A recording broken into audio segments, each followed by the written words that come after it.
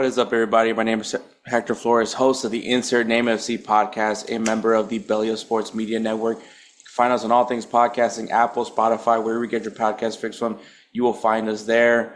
Amongst other things, man, obviously check out Belly Up Sports YouTube channel. That's where you can find the full video version of this episode is over there. So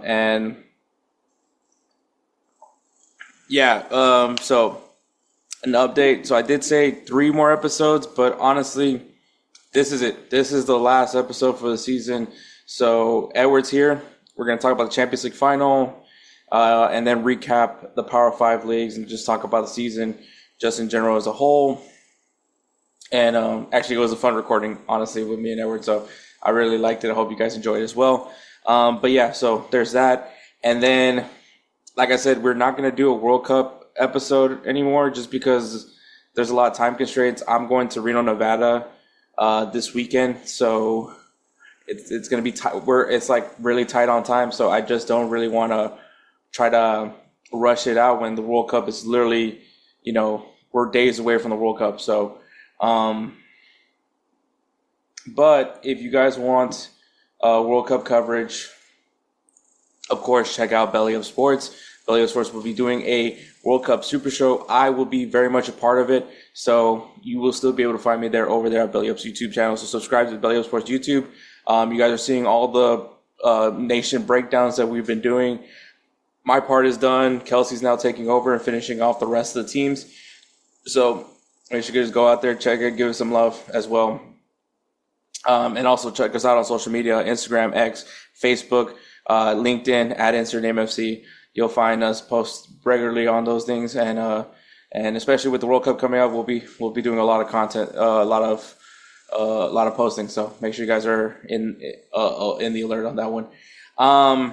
But yeah, so this episode, like I said, Champions League final. Congratulations to PSG for going back to back in the Champions League, Power 5 leagues. So Liga, Bundesliga, Serie A, La Liga, and the Premier League. Kind of talk about how their season gone, who is going to the Champions League, who's going to Europa League, who's the champion, all those stuff we'll be talking about in that over there and it's me and Edward. And then because I feel bad that we're not really doing a World Cup preview, we will do a World Cup preview in this episode as well. So just for you guys, it won't be very in depth. We'll try. I'll try. It's gonna be just me, but I'll try to be as informative as I can be, and then make my predictions. Me and Edward kind of did our top 5 teams.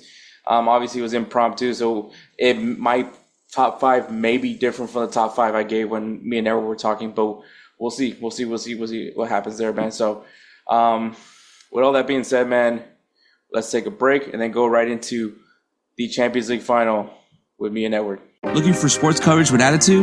Welcome to Belly Up Sports, where the takes are bold, the jokes are reckless, and no topic is off limits. From articles that'll make you rethink your fandom to podcasts that sound like your group chat during a playoff game, Belly Up Sports delivers the sports content you actually want. So ditch the bland and head to bellyupsports.com and follow Belly Up Sports on all socials.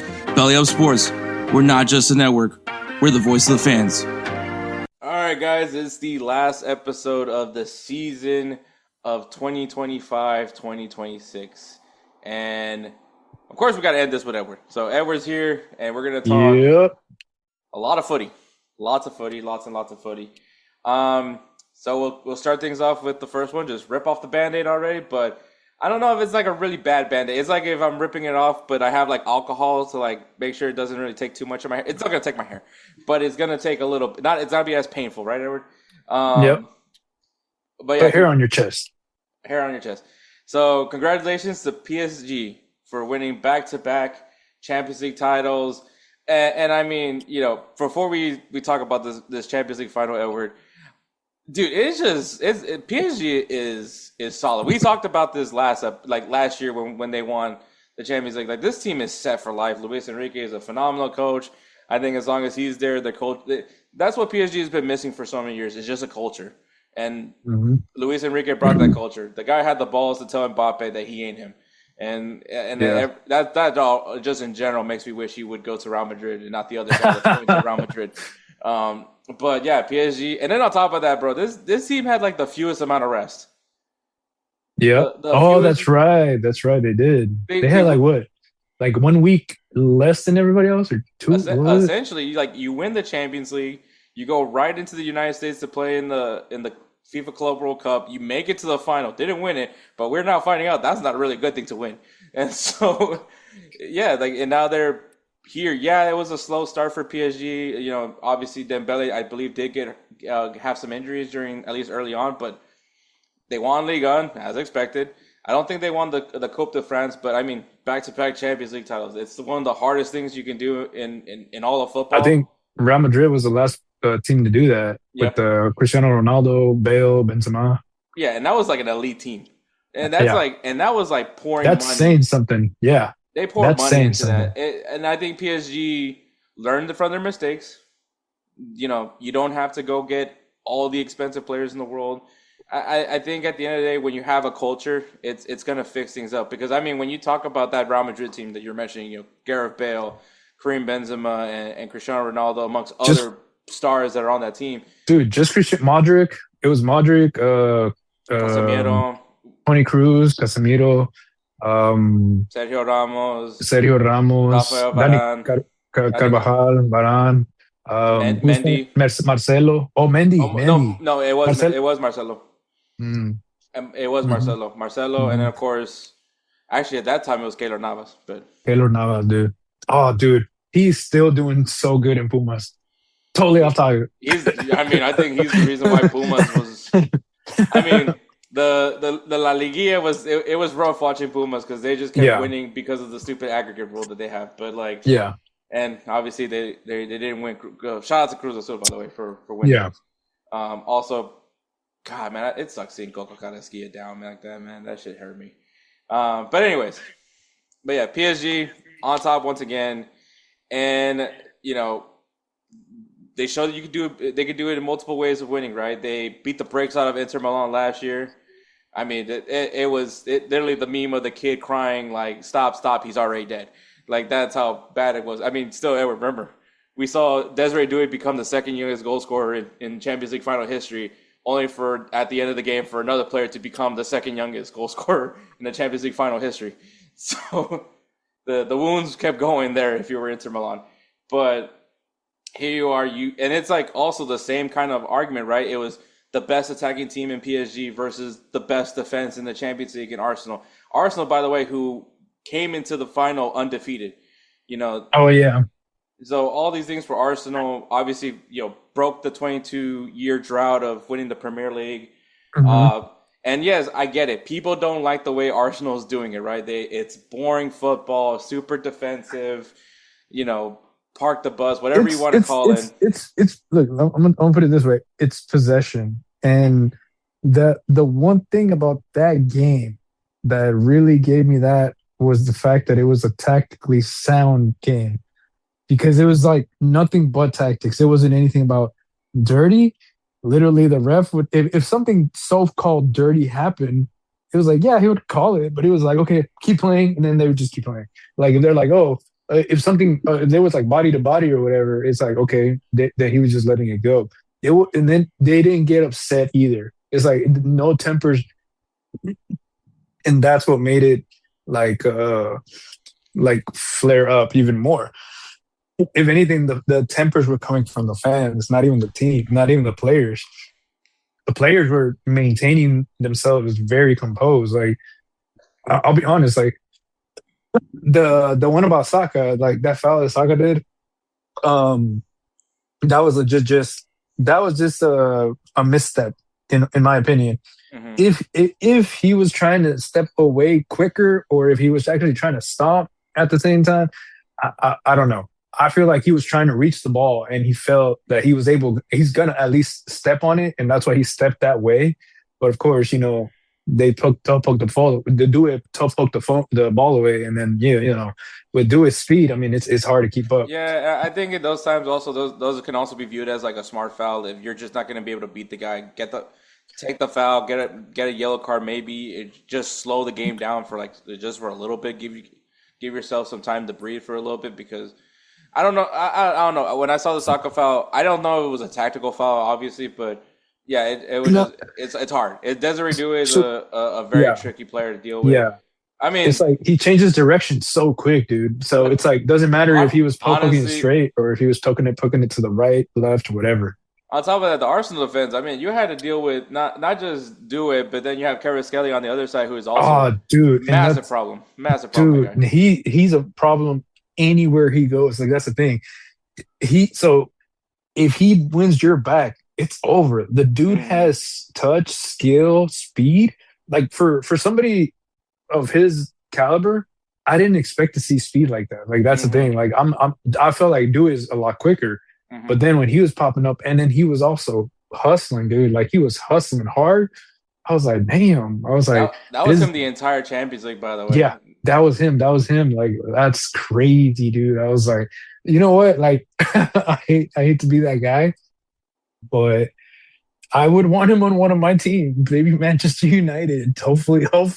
Hoping that it might boost or something up, man. Because dog, that work rate, the way that he was hustling, like, and the dribbles, of course, like that's his bread and butter. Like his dribbles and his ankle breakers. Like that's the thing. It's like that's what he gave him space to Hmm. do what he did in the Champions League. Like I was just, it's crazy, dude. No, yeah, Um, it's a honestly, it's just PSG's hard. They're like probably they're right now to me the most complete team. well, Yeah, and and here's I the don't thing think though. I don't even know if they have like a weak spot. Maybe it's their defense, but even then, like that's a solid back line. So my thing is they are missing a number nine.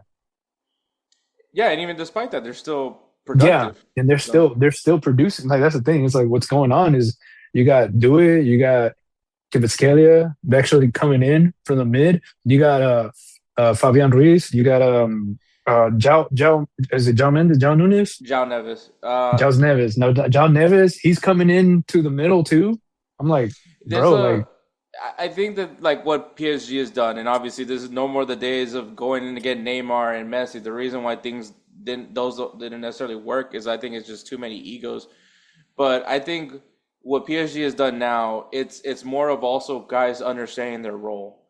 yeah, Vitinha knows his role, knows what he needs to do in certain scenarios. Dembele knows he talk about the ultimate sacrifice, right? bro, that dude there. He's gonna be and on top of that, it's crazy to think that a few years ago I thought this guy would be the next big name for Portugal and Gonzalo Ramos. And I mean, he's still a good player. I'm not trying to take anything away from him, but like because dude, the guy's coming off the bench, but he's being effective when he comes off the bench as well. Yep. You get tired because you're getting outran by Osman Dembele, even at the age that he's at this point.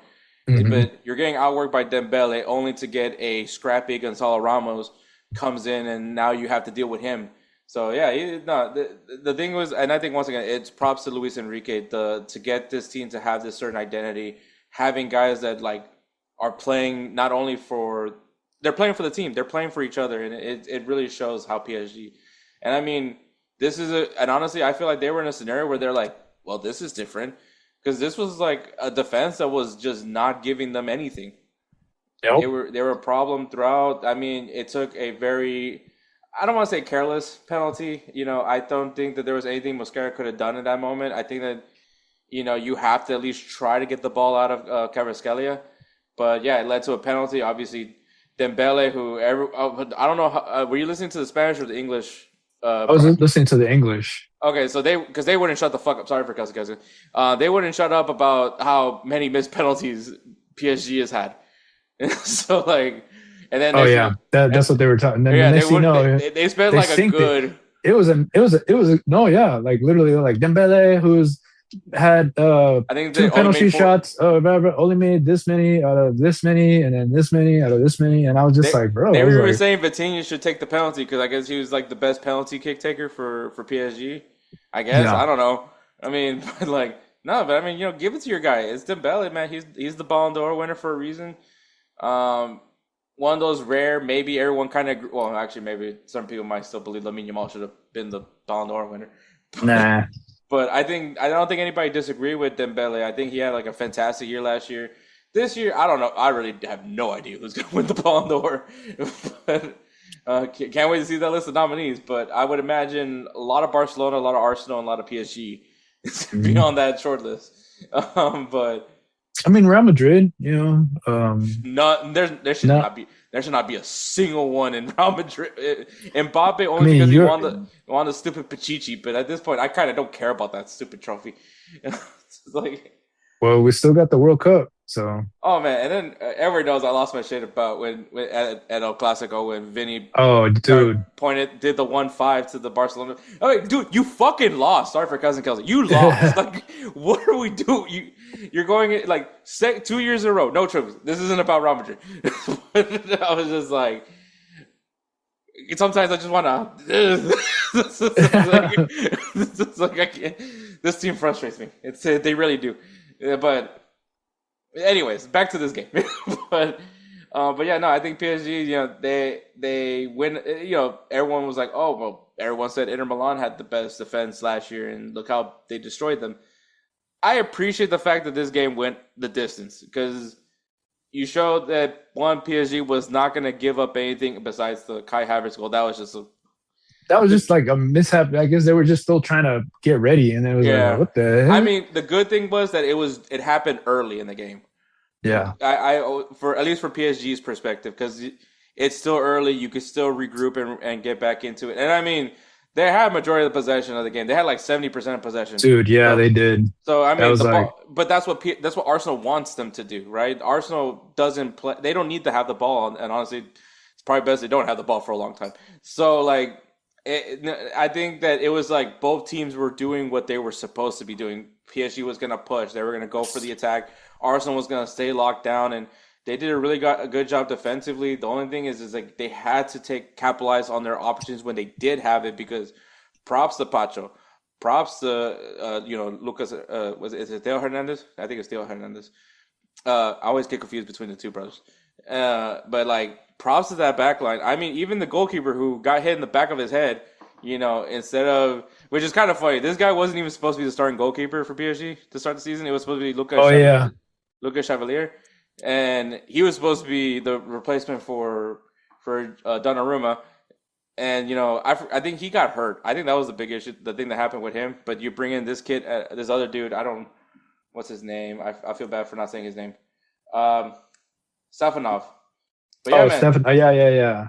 Tough dude, man. Tough as nails, dude. I liked him. I respected him. Also I respect the fact that there's still goalkeepers that have long hair. So, because that's a disaster waiting to happen. But this dude, if you don't tie your hair up right, that could be bad. But yeah, no, I think PSG did a solid job. Arsenal did. Both teams played well. Like you said, it was a great game. I think if you're not emotionally invested in this game by any means, I think that you sat there and you watched two teams play in their style and playing it right. And you said, like, I mean, Arsenal got the good conduct award, and I don't think that's what it's called, but the good, because they didn't have during this year in the Premier League, they didn't have a single red card. I forgot what was their. They didn't get a red card. They didn't get a single red card this season in the Premier League. So they play very clean. But yeah, it went to penalties. Maybe some people may feel differently about Gabriel being the last penalty kick taker for Arsenal, but like, I don't know. I don't think it was a bad idea. And the reason why I say that is because Gabriel's been there. He's been there before, but no, I mean, also, like, he's been here from the start of this Arsenal project. No, yeah. So like, why not let him try to finish out, what? I think it also, so with Gabriel, and that's what I was telling. I was like, I'm not, like, even if I was, I'll be honest, bro. Look, this is besides the point, but I was going for PSG because of Luis Enrique. I don't blame you. I mean, you literally got a PSG jersey last year. Yeah, but also because I feel like Arsenal's fans, not you, not the people that I talk to. I'm not a okay. So because people keep telling me I'm an Arsenal fan. I like Arsenal. I do have Arsenal jerseys. I do, like, if I have but I wouldn't say I'm like a gooner. Also, that means something completely different now these days.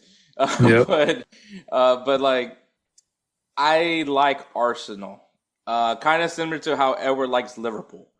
Like, Though I don't ever see Edward really buying a Liverpool jersey, unless it was like a Nino Torres jersey. But like, Yeah. I and here's the rule of thumb, and Edward knows this. If Arsenal beats Real Madrid in the Champions League, I'm gonna be pissed.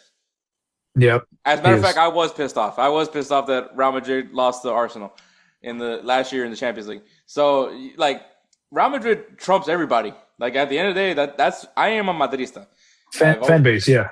That is my team. That is my club. That is who I rock with.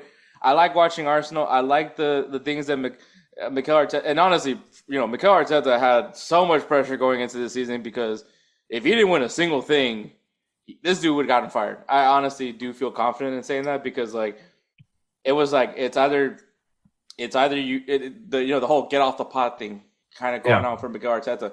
He wins the Prem. He gets it back into the Champions League final. Mind you, this team hasn't been in the final since 2006. So since Henry, basically. Yeah. I mean, and that was a good Arsenal team, by the way. But yeah, and they had to go up against Barcelona, and we all know how that ended. But Ronaldinho's Barcelona. Yeah, this was pre-Messi. So, or maybe Messi was there. He just wasn't the guy. He wasn't the guy at the time. Yeah, but yeah, no. Props to Arsenal. They put up a good fight. I don't think this is. I think the people that are making fun of Arsenal for having as we're recording this, Arsenal just did their parade for the Premier League. For people making fun of Arsenal for doing the parade after they just lost the Champions League final, shut the fuck up. Like, I mean, like they still had a great year. Did anybody expect Arsenal to be in the Champions League final? Let alone be the only team that was almost undefeated in the Champions League. I don't think anybody. If you had that, go get a lottery ticket right now, because I wasn't seeing this coming from them. I didn't think that they were going to be almost perfect. I didn't think as far as Champions League, and then I mean there was times especially after that Man City loss that it felt you know what I mean, right, Edward? It felt like Arsenal was going to go back to doing what they do best, and that's bottling. But they didn't. They didn't. They finally beat those demons and. They won the Premier League, which is great for them. I think this would have just been the cherry on top. Because honestly, PSG, and Edward probably would have felt the same way. If it was Bayern or PSG, both of those teams were honestly the two best teams in the Champions League. No offense to Arsenal, who went undefeated. But it is a tough watch with Arsenal. I don't want to take that away, but it is like, you barely beat Leverkusen. Sporting was rough to watch. But yeah, like I mean, even Atletico Madrid. Yeah. Even that matchup, it was hard. It was not easy to watch those matches, just because it's nothing against Arsenal. Like at the end of the day, if it works, it works. Like for instance, if someone's doing a math equation, I don't care of how stupid looking their process to solve the problem. They still solve the problem. There's nothing I can do. Yeah, it works. Whatever works for them. If Arsenal's identity is going to be kicking, and I honestly thought it would have been hilarious if especially because in the final minutes they got 3 corner kick opportunities, right? I think it was. Oh, dude, yes. I'll be honest. I was like, dude, I was so pissed. I was like, if Arsenal scores off of this corner kick. I was like, that's going to be the dumbest thing ever. But the most spot on thing at the same time. I was like, oh my God, if they score off a corner. The joke, just the fact that Arsenal has now become set piece FC because obviously everyone despises the coach that has been helping them do these setups for corner kicks. It would have just been just the icing on top of the season for Arsenal. But once again, props to PSG. They did such a good job, man. I mean, they deserve to be back-to-back champions. Obviously, they're going to be eyeing that three-peat. No, I'm never going to say the phrase defending champions because I think it's stupid. But, PSG, man, they are becoming the team of this, at least of this era right now. And once again, that goes back to just what PSG has done now with their player acquisitions. And on top of that, it's just, once again, it's Luis Enrique. And now if you're Mbappe right now, you're just like, maybe it is me. Because dude, that's 2 Champions League in a row that they won without him, and they didn't. And that's the thing. And his biggest claim to fame right now is beating Pachuca in the FIFA No, International no, Cup. no, but not even that. But the sense of like they beat okay, they beat basically they got last year's Champions League without Mbappe, but they did it with like the up and comers. They did it with like new players that they did buy, which they They also didn't. won a treble, by the way, that year. Oh yes, yes, the French League, Champions League, and what was the other thing? Coupe de France. Coupe de France. So I mean, that's the thing. Like, and then this year they won Champions League and they won the league. So I mean, now they're ahead of the league, right? Yeah, they won. They won the Premier League. Yeah, Premier I mean, League. they won Ligue 1. Okay, I was like, wait, am I? Yeah, no, they won Ligue 1. Yeah. So my thing is like, and they did not major restructure this year. They just basically, okay, well, we got to work this you little got kink rid here of and there. you lost Donnarumma, which Yeah, clearly but that was just a great business. Great yeah, business, right? that great business move, man. Literally, because dude, I don't know what it was. I thought Donnarumma was like super hyped up. Where was he in AC Milan, right? He is hyped up. Yeah, I mean, AC Milan hates him because obviously he left for PSG for the money. Yeah. And then I don't know why he left PSG. To be honest, man, he was in a great situation. Manchester City confused the fuck out of me this season. Sorry for cousin. It was like super confusing because like you go get Trafford, and then you bring in Donnarumma, and you're still trying to figure out what to do with Ederson. You send him to Turkey, but like I don't know, man. That was weird. Everything about that was weird. I don't know why Donnarumma felt like he needed to go to Man City because they already signed Trafford. Yeah. And Trafford's supposed to be like the next big thing for England as far as goalkeepers go. I Yeah. mean, literally, his last name is he's in the wrong Manchester, by the way. He's on the wrong. He's on Manchester United is just gonna buy him just for the name, Bro, there has to he has to have some sort of connection to Trafford. Like the fact that the stadium, but yeah, no, I thought that was kind of ironic. But anyways, yeah. So PSG, yeah, they didn't lose a lot, if anything, but they still stayed the course. And I mean, yeah, a few injuries here and there, but they were still a very team. This was probably like a very quiet Ligue 1 victory because normally this team wins it by kind of similar to Bayern Munich back in the day, right? They'll win it by April. Mm-hmm. So a little different this year, but still, doing what they were expected to do, which is win Ligue 1. But on top of that, dude, to repeat repeat Champions League on top of just that's a big major move right there. With a little amount of time, I don't think Real Madrid could do this. I didn't think they could do this, to be honest. Like, let alone just being back in the final. They had to go against Bayern Munich. Yeah. That was like, to me, that was the chance. No offense to Arsenal, but that was like at least in everybody's eyes, right? Because when you saw the semifinals, you had Atletico Madrid, Arsenal, and PSG, Bayern. Everyone felt like that should have been the Champions League final because, once again, I felt that those were undeniably to me, were the two best teams in the Champions League, especially going into the knockout rounds.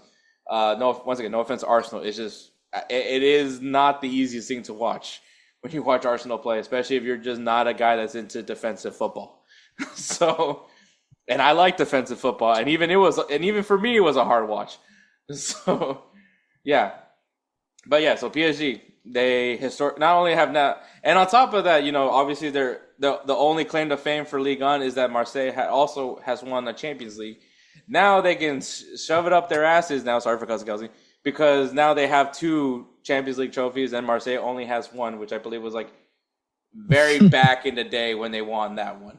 So what was it like? What was it like? FIFA 98, FIFA 97. I don't even remember. But anyways, and I know, and because the reason why I know is because Musa's already flexing that. Shout out to Musa, by the way. Love you, Musa. played in PSG's academy. But yeah, no, like this is. I mean, honestly, it was a great performance for PSG. Great performance for both teams, man. I don't think anybody should be. I mean, if someone's gonna find a way to talk shit about Arsenal, let's be honest. Sorry for cussing Kelsey. But. According to them, football has won because Arsenal did not win the Champions League. So, Edward, do you feel that football has won? Look. Okay, let me put it this way. Like I said, I would have been happy if they would have won. And the thing is, the players deserve it, dude. The players, they deserve it. It's just, I feel like the fans were just like, dude, they had just won the league. Yeah, and they're already talking about that it's that a Mikel Arteta was already better than Pep Guardiola. yeah. Then That was insane. then there's no Carlo Ancelotti. There's no Jose Mourinho. There's like, and I'm like, bro, what? And then he's like, if he and There's they're a saying if he wins the Champions League, he's gonna go down as the greatest manager. And then well, who were they talking about? I they're think probably Declan Rice. I think they were talking about Declan Rice. they're I think probably like not that long ago were like Arteta out too. By the way, no, but that's what I'm saying. Like then that's what I'm saying. Like they were talking about like, oh, you know what? Like what was it? That he was like that. The thing is, it was like a radio station. I'm like, are you a wanker or what? Like, what are you talking about? Like, what do you mean Arsenal would be? This would be the squad that would beat all the squads, the best squad in the world ever. They're like even better. And I was just like, bro, what is this guy smoking? What is this guy talking about? I gotta say, there's a true beauty in the delusion of Arsenal supporters.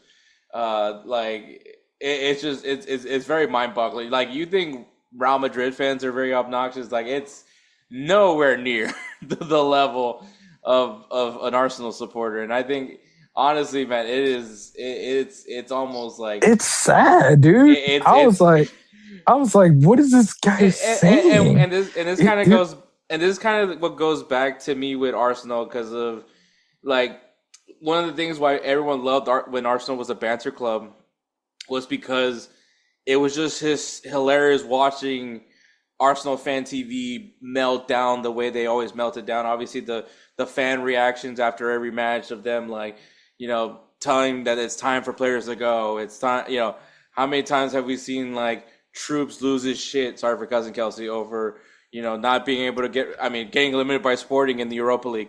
You know, watching them, like, constantly not believe in Mikel Arteta. And then they're finally winning. Now they love Arteta. So, like, it's always been, like, there's just something beautiful about Arsenal fans that it's like there's no other fan base, at least in the world perspective, that you cannot compare to as far as the level of delusion that they have. Maybe, like, you know, L3 fans, but I think they've now more come down to earth now. So I don't really put them in that category. But, you know, obviously that one guy that still believes if it wasn't for that Arjen Robben penalty, they would have won the World Cup. That's still that level. That's illusion. That's illusion right there. Yeah, but no, yeah, I think there is something that, like, that's the reason why mostly people didn't want to see Arsenal win anything this year was because of the fact that, like, you were just not going to hear it. You're not going to hear the end of it from Arsenal fans till the end of next season if Arsenal doesn't win anything. So yeah, it's an interesting situation.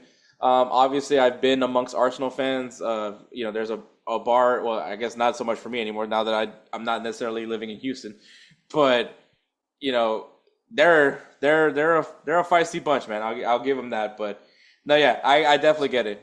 But I mean, Edward, what would you rather deal with, an obnoxious Arsenal supporter or an obnoxious Real Madrid supporter? Obnoxious Real Madrid supporter. Oh, wow. All right. Because dude, trust me, Real Madrid, the fans didn't even go to the lengths of saying that.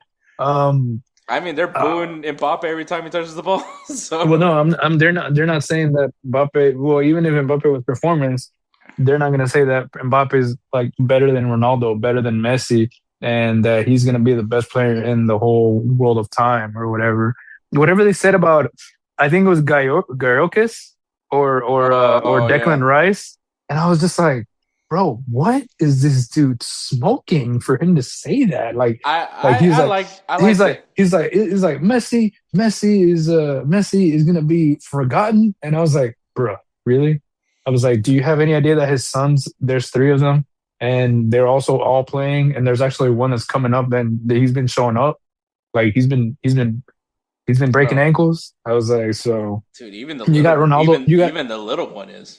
You got Thiago Messi, who was the Mateo, and then you got Ciro Messi. So then you got all 3 of them, and then the little one, even in his age group, it's like, you know, natural talent. Yeah. And then you got Cristiano Ronaldo's son. I'm like, bro, like you got all these up and coming players from players that we watch I play from I the mean beginning to the end. Thiago Silva's kid is already in the youth system of England. Hmm. Um, well, who else? I mean, Marcelo's son. Marcelo's son, yeah. I believe now he's playing for Spain's youth system. So yeah, Hmm. no, yeah. I'm not So gonna I quote. mean, I'm not gonna quote skills, but just be ready. yeah. when Mbappe lands, just be ready. He was like, no, not. But yeah, when I heard I that interview, that's when I was just like, what is this guy smoking? I think it goes back to the phrase of like when someone says act like you've been there, and let's be honest, Arsenal has not been there for 22 years. So it's like they're finally they're finally in like a good place, and it's not like I mean you can say something, but right now they have the bragging rights, right? Like the guy, like I said once again, like the guys on Arsenal fan TV, Ty, you want to talk about like a highlight reel of delusion. Ty is like the best example of it. Especially when he was trying to say that when he was like affirmative that like Real Madrid is not a bigger club than Arsenal.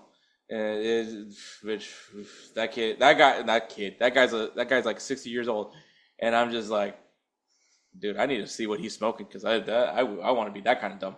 But anyways, back to PSG. Obviously, champions once again. Now they get some more time to rest. Well, maybe not so much certain players since they're going to be playing for their national teams, but a little time to rest before their season starts. So a little bit more than what they had for the Club World Cup. So at least we'll see what happens with PSG, man. I'm really intrigued of like how it's going to pan out with once the Ballon d'Or discussions come into play. So yeah, because I would find that really interesting. But all right, man, we're gonna go into the league recaps. Obviously, if you guys are watching the video version, you can see to my side the league table, the standings for right now. We're gonna start with Ligue 1, and obviously, we just talked about them winning the Champions League. Well, they also won Ligue 1 once again. But teams that are in the Champions League, we have obviously PSG, RC Lens, and Lille making it in the Champions League. I don't know something's going on with Olympique Lyon. I'm not entirely sure. Are they not? USA just scored a goal against Senegal. Oh wow. Let me see. Is Lyon in the Champions League? Or I think that's a play-in spot. That's probably what it is. Let me see. Oh, they did not secure a place in the Champions League. Oh, they got kicked out of Europe. Oh, this is kind of like their punishment for having their financial issues. Okay, now that makes sense. But yeah, so Lyon will not be competing in Europe this season. Marseille and Stade Rennes are going to be in the Europa League, and Monaco. Remember those guys? They're in the Europa Conference League. So, and the teams that are going down to the second league is Nantes and Metz. Edward, I know you haven't really been following Liga, but I'm gonna tell you the team that really blew me away this year was RC Lens this year. And I mean, they were the reason why PSG couldn't secure Ligue 1 just yet. They were literally 6 points behind them. So it took probably till the final days, so PSG, literally the final, like the final 3 days where PSG could finally declare that they're champions. So props to RC Lens. They're going to be in Champions League this season. Obviously, this is kind of like how a few years ago when we had Brest. They were in the Champions League, and Brest. Yeah. Big Meeks, Brest just laughing constantly. But Edward, I can tell you right now, Nice isn't getting relegated, so we still have the match looking forward to between Nice and Brest. So okay. at least there's that. You can sleep well at night knowing that. But yeah, man, I think for me that was the big takeaway for this season. It's just kind of like how it went. Okay. But yeah, I mean that's kind of what happened, with Ligue 1. I don't know if there's anything you want to take away from it or anything when you add on to it. I mean, to personally and truthfully, I don't tend to watch it a lot, but I do watch it just to see how PSG plays, to see if something happens. Um, but I mean, you already know I do like not a fan, but I do go for PSG in France just because it's Luis Enrique is Hmm. coaching the team, and then now they're playing the. I feel like they're playing the Spaniard style of football.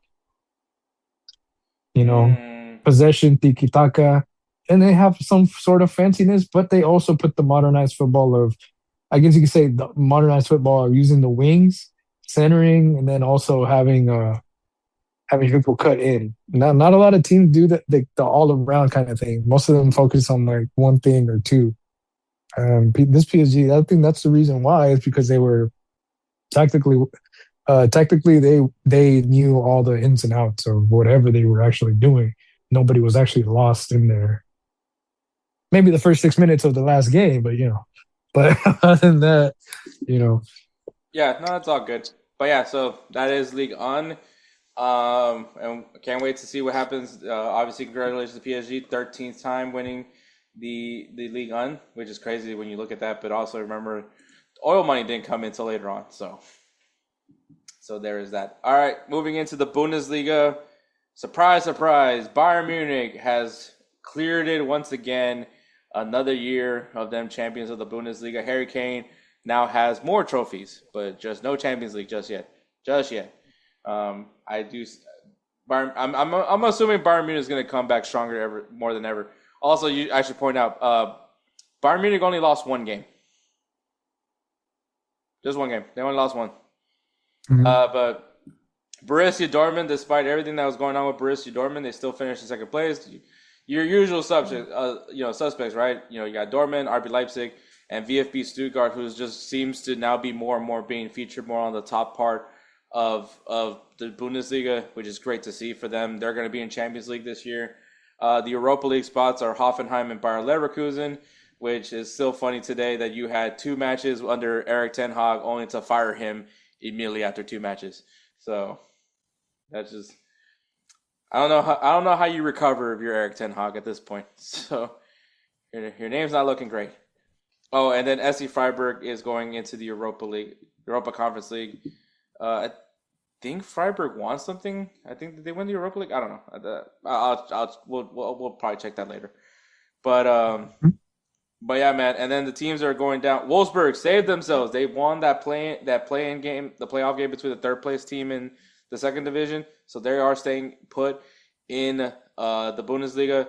Heidenheim and St. Pauli will be sent down to the second division. But also, I should point out, Harry Kane had 36 goals this season in the Bundesliga. Kind of the reason why I kind of wanted him to be in Real Madrid.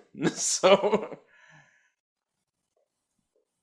if there was any English, and also probably should point out Michael Olise.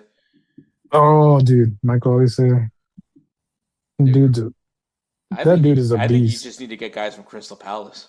I just think that's what you need to do is just start poaching Crystal Palace players. Right? That'd be nice. That would actually make I sense. mean, Eberechi Eze, he Arsenal got him from Yeah, Crystal Palace as well. Maybe yeah. that's the move. You just need to take guys from Crystal Palace. But yeah, Edward. But yeah, Bundesliga, man, kind of how you expect, right? Yeah, I mean Bayern Munich, with all they have, and I hate to be that guy, but I know you would enjoy hearing this, but it's like Harry Kane moved to Bundesliga to get championships, and he did. He wasn't getting any with Tottenham, so that's why he left, and he decided to just leave it there in the ruins. They're almost relegated, aren't they? Yeah, well, we'll definitely talk. No, they didn't get relegated, but we'll talk about them in a bit. Um, Okay.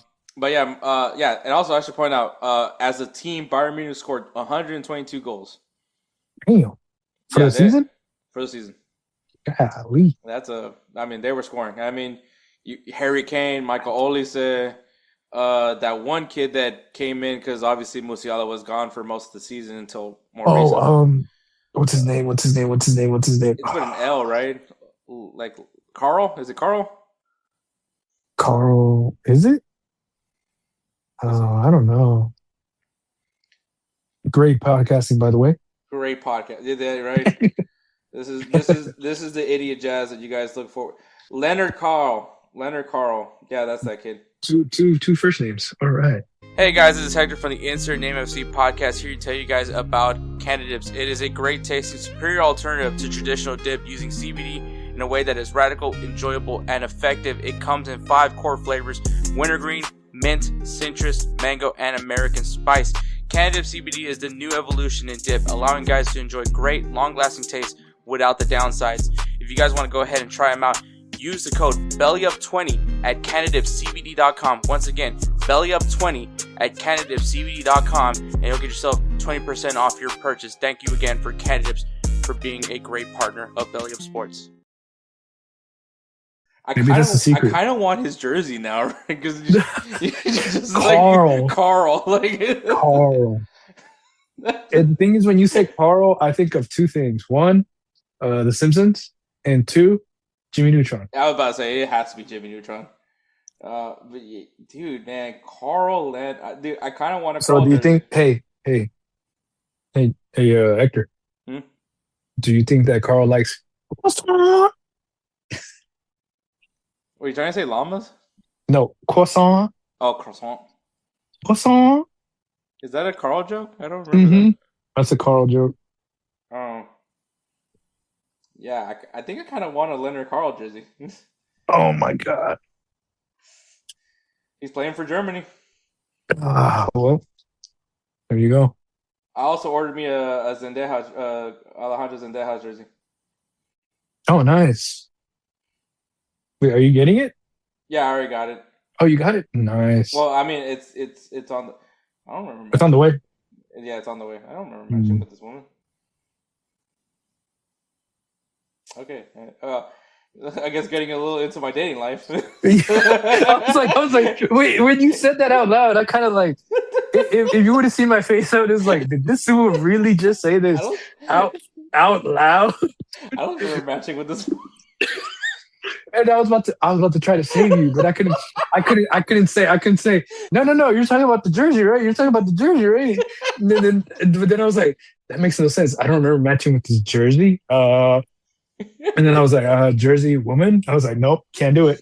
I was like, then I started thinking like, maybe I could do the Michael Scott thing where he's like, oh, he was looking at jerseys and the woman wearing the jersey looks nice, the chair model, the jersey model. But no, that couldn't do that either. No, that's why I was just like quiet. My face kind of twitched up a bit. And then I was just like, I didn't know what to say. That's why I was just quiet. I was just everybody's like, dang, Hector's already living out on his own in Spring, Texas, already trying to get sprung. It's like, dude, calm down with your dad joke. Dude, that is a horrible dad joke. That is a horrible dad joke. And that was the Bundesliga. Oh, God. Apparently in the Bundesliga, Hector gets all riled up and starts swiping left or right, whichever one it is. I don't do that. I think SC Freiburg won something. I just don't remember what it was. Oh, no, they didn't. Aston Villa won. Oh, congratulations for Aston Villa for the Europa Conference League. All right. Oh, wow. Dang, Premier League almost had a three-peat. Dang. Because Crystal Palace also won, or did they win the Europa Conference League? Yeah, I think Crystal Palace won the Europa Conference League, and Aston Villa won the Europa League. Oh, dude. Is there pictures? I need pictures. Dude, like I need. Oh, please tell me he humped the trophy. Oh my God, you're not talking about Emmy, are you? Yeah, because he's the goalkeeper for Aston Villa. Emmy. I know, but I don't think he's gonna hump the trophy. He humped the glove. He didn't hump the trophy, the World Cup. He humped the glove. But not the World Cup trophy, so I don't think that he would. No, yeah, but unless if they named him goalkeeper of the tournament, then I'm 100% sure he would have done. Well, anyways, congratulations to our sweet prince, Emmy Martinez. So like he won the Europa League with Aston Villa, which is crazy to ever even say that since Aston Villa won something. But here we are. Well, that too, and the fact that he was basically saying goodbye to Aston Villa with tears in his eyes. That's still the funniest thing ever, man. And then later on, nobody bought him out. No one bought him out. So he's like, "Hey guys, I'm back." It's like, what just happened? Well, I love Emmy. Don't ever change Emmy. I don't care what people say. But all right, Serie A. So congratulations to Inter Milan. Back to back. No, wait, was it? Is it back to back or Napoli won last year? I don't remember. Anyways, Inter Milan won again. So just be happy with that. But honestly, Edward, you want to hear the story for me? The story of this season for Serie A? Yeah, let's hear it. Let's do it. Roma's in the Champions League. Wow. Roma is in the Champions League, bro. That is. Dybala is going to the Champions League. Is he gonna stay? I hope he does, or he might go Because to the MLS. last time, I mean, dude, think about it. Last time he went to the Champions League was with Juventus, and that was a while back too. Because I think Messi was playing in Barcelona at the time. I'm just so happy because it's just like on top of that, because Gasperini is like, oh yeah, that dude is just amazing. I love that man. I was thinking I need to find somebody to paint me that picture of him shushing Xabi Alonso. By the way, like it's just to me that's like the greatest moment of all time of him just like there's no beef between him and Xabi Alonso, but there he is just shushing him after Atalanta scored on Bayer Leverkusen. Like I just like I feel like this guy created a beef with Xabi Alonso like to get him like he probably like told Roma like they're talking shit about us. Sorry for cousin Kelsey.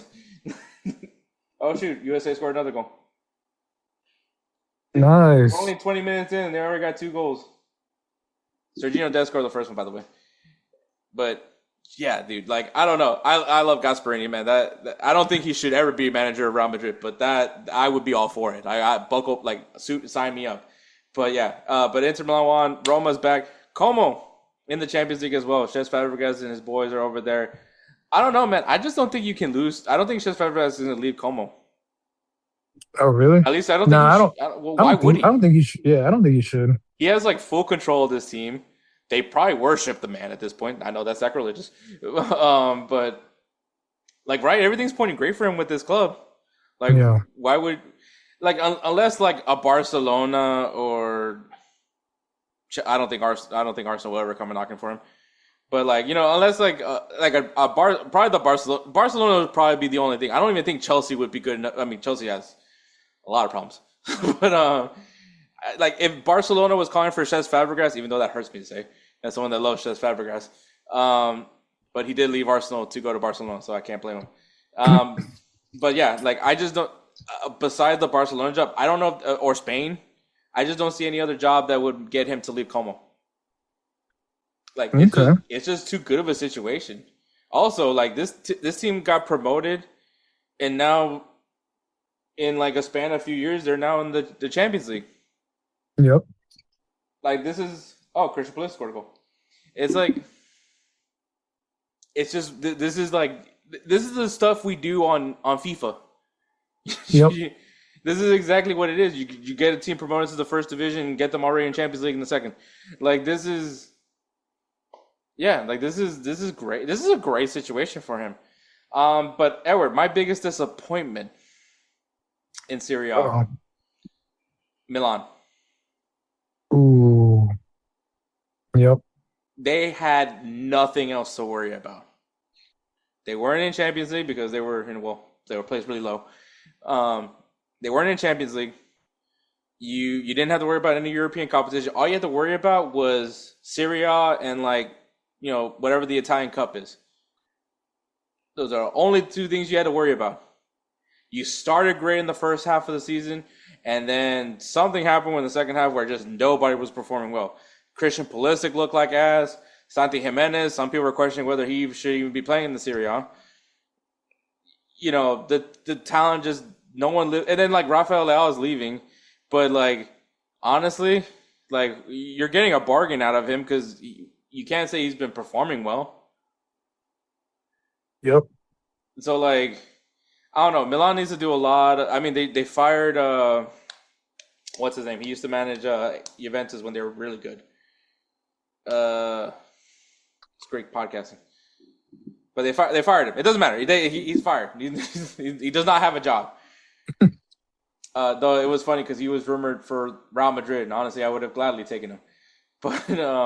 But yeah, I mean Milan though, another year that you're not in the Champions League, you're in the Europa League. I mean, I guess there's that consolation, but like, this is kind of where Rafael Leao is going to leave.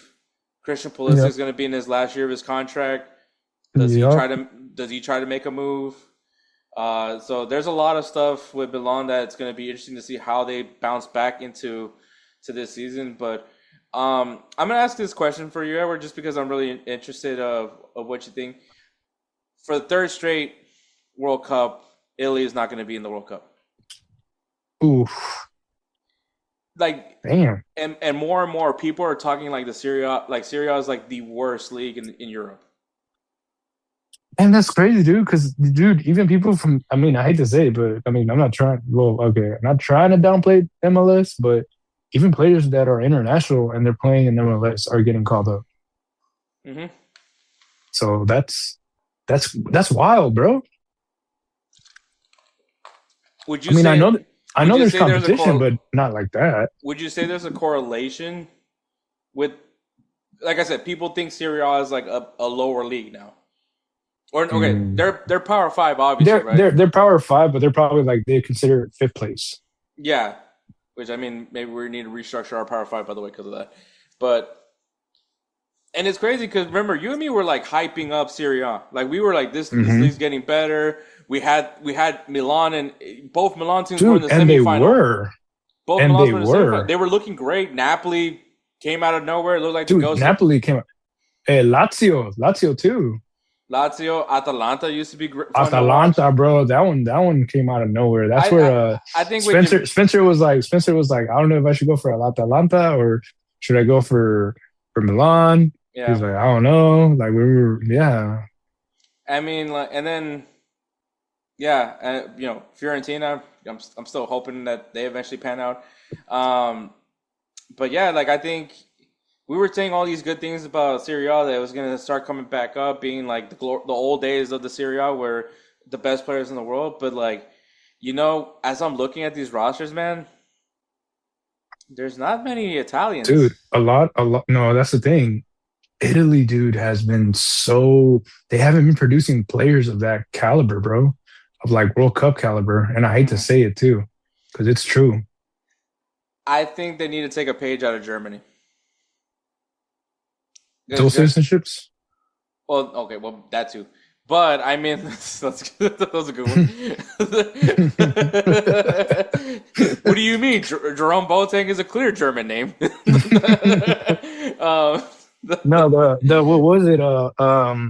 They made like strict roster rules, where you like 60% of your team had to be German based players, and so like.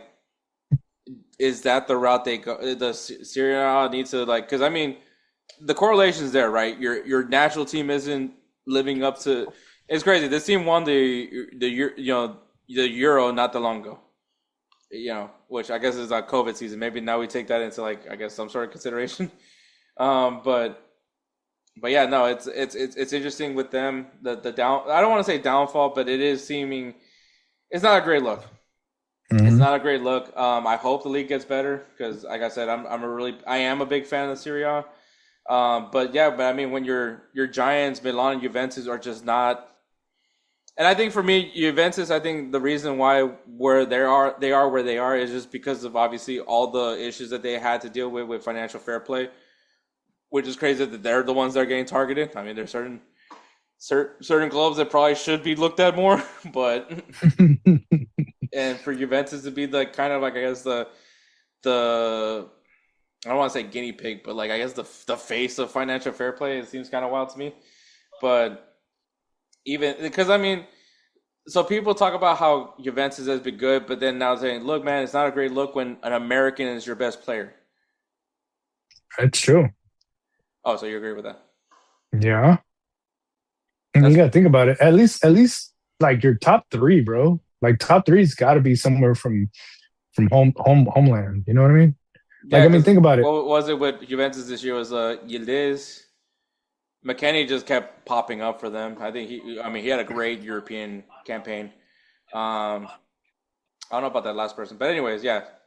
No, you're probably right. There's probably a correlation there. Yeah, because if you think about it, dude. When you think Man City, it's you think Haaland, but you also know that Phil Foden's in the team. Mm-hmm. That's your cam. Mm-hmm. I mean, Real Madrid, who can I use? Well, I was going to say Valverde, but he's Uruguayan. Um, I mean, Dani Carvajal. Real Madrid is not a great example, to be honest, Not right now. because Not at this moment. Not at this they moment. mostly help the French national team and Brazil. Yeah. No, but I mean, if you think like that's what I'm saying though. Like they, I guess their farming is not going so well in Yeah, their academies. I think there's a lot of problem with their youth development for sure. So yeah, no, I think you're absolutely right on that part. But yeah, no, it's disheartening. I think this team should be a top five. Like I honestly think Serie A should be top three. Hmm. But yeah, they're not looking the part right now. Also, teams that are getting relegated is Cremonense, Verona, who's owned by an Austin group, and Pisa. So Mm. so Jamie Vardy might be looking maybe MLS. Is Dude, honestly, and I have you watched the documentary it on Netflix? on Netflix? Yeah. I have not. I need to start watching more stuff. I keep like right now I'm like in the middle. Obviously I'm watching The Rookie right now, but I'm also watching JoJo's Bizarre Adventures and honestly, man, it's hard to keep your eye like that's it's an interesting show. I one of my coworkers from my old branch was really pushing for me to watch it. And the first season really is not easy to follow. Like it's I don't know. dull. But then the second season, now I'm in. now I'm in. Dude. But all right, La Liga, the league you and me care about the most. Yep. Congratulations to Barcelona for winning a back to back La Liga titles. Their team is definitely finally finding their form. Edward, I gotta ask you, man. Gordon, they've officially announced him for Barcelona. He Yeah. speaks really good Spanish. Um, how do you feel about the new 80 mil winger? Dude. I don't know. I hardly don't really know much about him, to be honest with you. I know he was the one pulling for Newcastle, like him well Isaac when he was there, um but yeah, just he was there basically their diamond in the rough right now. Um but other than that, I mean everybody's already making like memes and stuff like that talking about like oh I'm like look, I don't. I'm pushing more towards the Julian Alvarez deal than anything. Well, I mean, I think this kind of decides that Julian Alvarez is not happening because I mean, I think at this point only like I think Barcelona has like 90 mil to play with, and I still think that there's other needs that they need to address. Like to me, man, if you were gonna bring in Gordon, you might as well have just brought back Rashford. Yep. I honestly, that's how I felt. Like, I mean, for what Hansi Flick wants, which is obviously a guy that could just press the fuck. Sorry for cousin Kelsey, press the hell out of you. You got the right guy because I mean, Hmm. I mean, when Newcastle played Barcelona, I mean, that was one of the big things that he was good on exploiting on Barcelona. That's not really saying much though. The Barcelona backline can have its problems. Um, Yep. but to me, also, when you're talking about like direct needs for Barcelona, which he's been rumored with Barcelona for I don't know how, it's almost like 2 years now. I Hmm. thought this was the year if you were gonna drop a lot of money on a player, is getting Bastoni out of Inter Milan. Oh yeah. I thought that was gonna be the clear move. Like him and Kurbasi would have probably been a really good pairing. No offense to Oh yeah. the other center back. I don't remember the other center back's I name. mean, the thing is, they could Honestly, still, do a they player could still. swap. Send No, Araujo. that's Send what I was Araujo to Inter. exactly what I was going to say. I was like, I think that's probably what's going to end up happening is either a player swap or they're going to end up selling Araujo and then go for Bastoni. Yeah, because I think honestly, Bastoni, that dude's a fucking sorry for cousin Kelsey. That dude's a workhorse, man. Like, which I mean, already that seems to be the theme with Hansi Flick. If you're a workhorse, you're coming to the team. Hmm. Rafinha, workhorse. Yamal, workhorse. Yep. Hell, Fermin Lopez, Gavi, even after coming that back from injury. like workhorse. If workhorse in the dictionary, there should be a picture of Fermin Lopez. It's like Yep. that's how much of that. Like that dude. That's a dude. Like yeah, you That's a need dog. That's a dog, man. I love that kid. I hate that he's in Barcelona. Can I pet that dog? Bro, dude, I love Fermin Lopez, but dude, this is what sucks now. Like with us doing this podcast now, like I can't just hate on Barcelona, guys. Not like the old days. Not like the old days where I could just hate Messi for just the sake of hating Messi. Like Barcelona is fun to watch, man. I hate that I had to watch that semifinal with Inter Milan and just like undeniably like the greatest game of all time. Like, I mean, obviously maybe not so much for you, but it was two teams going back and forth, man. That was like the greatest match ever. I mean, even I thought Rafinha got the winner in. Yep. Even I thought that that's fitting to do this. Watching the Inter Milan fans like leaving because they're like, oh, I guess it's over, and then I forgot the dude that scored the goal, but the dude that scored the goal for Inter Milan to win the game, like that's cinema. If you're not at all like, once again, don't have any actual emotional investment into the game, but yeah, no, Barcelona. I'm sure they're going to be looking to get stronger. They're going to get more guys that will believe in the things that Hansi Flick believes in, which is if you ran a mile, you need to run 5 more. If you didn't run a mile, run 6. So, I mean, it's working. I mean, I can't. There's nothing you can say at this point, right? Like it's effective. It's working for Barcelona. Like this high line. Like I people that make fun of Barcelona for like living and dying off the high line. Like same thing with Arsenal. Like if it works, then like what are we doing? Like, who cares? Yeah, if it why works, change it? Yeah, like, why? I mean, maybe in the Champions League, maybe it would be a good idea to change it sometimes. But, like, it's not like it's a bulletproof system, but clearly they are really good at it. So, I mean, like, they have the pace. Lewandowski is essentially going to Chicago, I believe. So, that opens up space for a 9. Maybe they get Julian Alvarez. Maybe he's the guy that plays 9 role, which, I mean, you want to talk about a workhorse. Yep. There's that guy. So, dude, and his free kicks have been phenomenal. I just don't want to really think about Barcelona and free kicks right now. So, I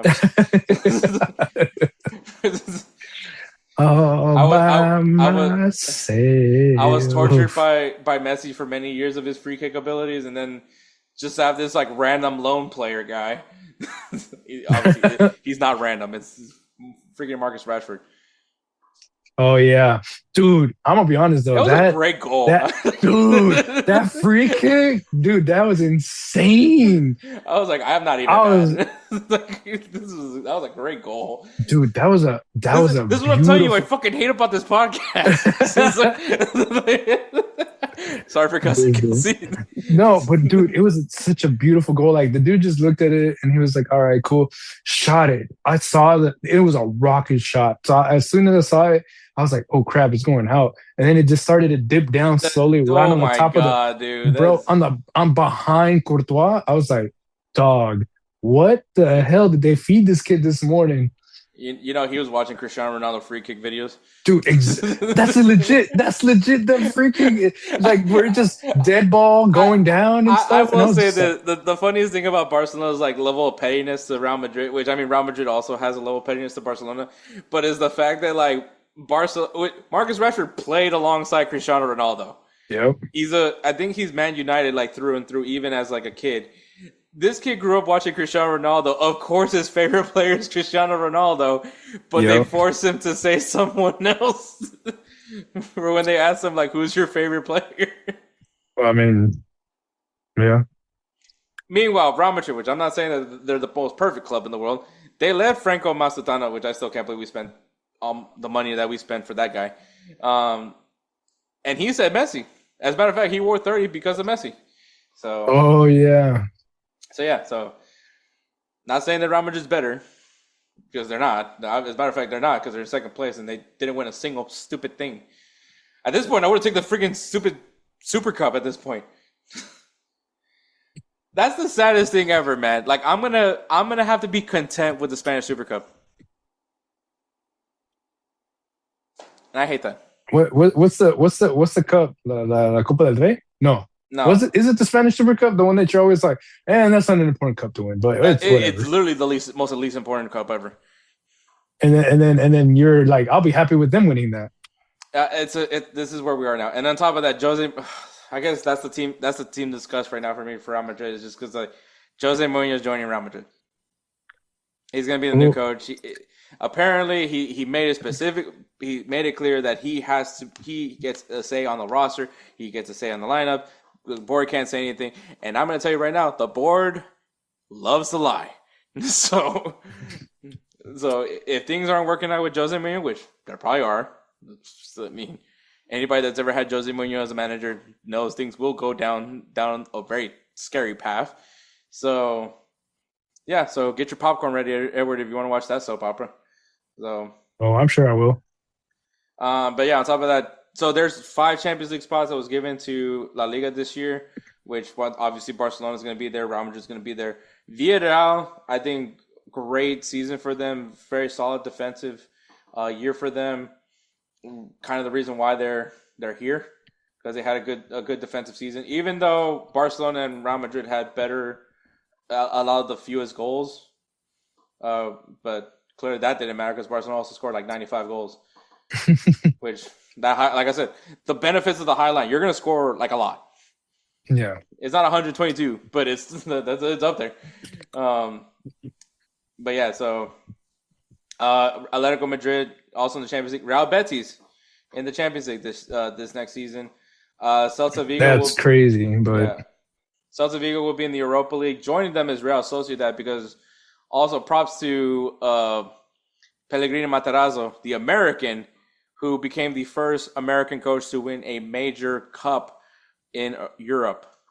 First American coach. So props to him. I know we don't talk much about Pellegrino Matarazzo. Probably should have been the USA coach. Actually, I'm more of a BJ Callahan guy, but still any of these would be better than Greg Berhalter. And Pochettino's leaving after the World Cup, right? Yeah, he'll be leaving. I mean, shoot. You don't blame him, huh? They're up. No, I don't. Dude, everybody knew he was gonna leave. I don't know why everybody's like shocked by that. Oh my god, he was gonna leave for. And I think there's rumors now that he might be taking the AC Milan job, which I don't know. I don't know if AC, like the thing is like, should a European club be willing to wait for like the end of a tournament for their coach to come in and start getting the groundwork going for as far as like player acquisitions and all that stuff? Like I would want a guy that's available now. Maybe. I don't know. Maybe I'm crazy. But yeah, shout out to Real Sociedad. So they'll be in the Europa League. And Getafe will be in the Europa Conference League. The teams going down is Mallorca, Girona, and Real Oviedo. Oh, yeah. Dude, that's crazy with Girona. Dude, you were top 3. Were they top? They were in a Champions League spot, right? Yep. They went from being in a Champions League spot to now getting relegated to the second division. That's crazy, dude. I don't even know what to say to that, to be honest with you. Football is a finicky bitch. That's honestly what it is. I mean, also it doesn't help when you're one of the part of the Man City group where they could just take whatever they want from you. Yeah, true. So there's that. But all right, the Premier League. After 22 years of not winning a Premier League title, Arsenal has finally won the Premier League. Why do you say it like that? I don't know. I think I was trying to be like theatrical when I said it, but then I just like started pausing like way too much. Yeah, it was more of a not even theatrical. It was more of like a little bit of disappointment, but also like I don't know. It is the way that they play. It is the way that they play. It's not fun football. I get it. It's not sexy. It's effective. It's not sexy football. I'll give it that. I understand the people's complaints of the way they're playing, the way they play. That's like watching a baseball team that's only good at winning 1-0 because they have phenomenal pitching, but their hitting is not that great. Like it's literally that epitome. Even because Arsenal keeps bringing in 9s, thinking that this is going to be our 9, and then yeah. To be fair, though, Arsenal did score like 71 goals, most of them probably off of corner kicks. But yeah, this is where we are. Also, shout out to Erling Haaland. He was the leading goal scorer with 27 goals. Man City, kind of a weird start to the season. Kind of a weird start, but here they are. They're in second place. But Edward, you want to know the real story of the Premier League this season? Let's hear it. It's Manchester United. It's Manchester United. Dude, there's no way you cannot talk about this season without Manchester United. You move on from Ruben Amorim. We all made fun of him with the tactics board. I thought it was kind of fucked up, but I get it. Sorry for Cousin Kelsey. You get rid of him. You bring in Michael Carrick. Oh, Senegal just scored a goal. And now he's your new manager. He went from caretaker to now being the guy. We talked about that a few episodes ago, right, Edward? That is this your guy? And I think I found the guy. You found the guy. I mean, you're in third place. You're in the Champions League. I don't think anybody expected you guys to be here. But here you are. Pretty much. Yeah, pretty much. What sucks is I think isn't Bruno Fernandes leaving? There's rumors, but I don't know if it's official. Because I'm intrigued what Manchester United is going to do. Yeah. It's going to be interesting to follow what they do after this season. Because, you definitely have something here with your team. Especially with what Michael Carrick. You kind of wonder, what the hell was Ruben Amorim doing? And Ten Hag. Because they didn't really change much on the roster. So, yeah. No, they didn't. He basically, Michael, if you really notice it, Michael Carrick just used everybody that he just already had. Mm-hmm. I don't think did he go out and buy anybody? No. That's what I'm saying. Nobody significant, at least. No, I don't think so, dude. That's impressive. Maybe it was the coach. This whole time we're all over here trying to blame anything but the coach, but maybe it is the coach. Maybe it isn't the ownership's fault. It's just imagine if Michael Carrick was the coach and Ronaldo decided to go play. Well, not right now, but back then when Ten Hag was the manager. Even Rangnick wasn't that great. Yeah. It was moral of the story: don't tell Ronaldo the press. Yeah. But here they are. They're in third place. Aston Villa. Obviously, we just mentioned how they won the Europa League. No trophy humping, at least as far as I know.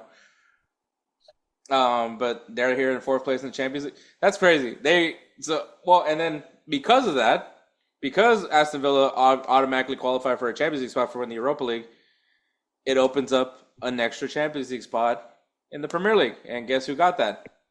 Liverpool. Oh yeah, dude, Liverpool. That's another one that I'm surprised. Arne Slot's fired. Arne Slot got fired. Yep, he did. After spending ridiculous amount of money. Yep, buku money. You get especially with the Florian Wirtz, Frimpong, Wirtz, Isak, you got two strikers. You brought in two strikers. Wait, who else? Isak and who? Ekekite. I think he got hurt. Oh yeah, Ekekite. He got hurt though, unfortunately. But you brought in two strikers. Oh yeah. And I don't know if there was anybody else, but yeah, you spent a lot of money. Everyone's is he really that good? I mean, he was basically adopted a really good roster because it was obviously Jurgen Klopp's vision. Yeah. And I mean, yes, unfortunately, Mohamed Salah. I mean, things got so bad with Arne Slot and Mohamed Salah that Mohamed Salah opted out of his last year of his contract. Yep. So he left. Yeah, so which is crazy because Mohamed Salah is super lovable. So to get him mad, that's like Sergio. Only two people can get him pissed off is Sergio Ramos and Arne Slot. Yep. And one's understandable. Yeah, one they went head to head. The other one was supposed to be your coach. Yeah. Your boss.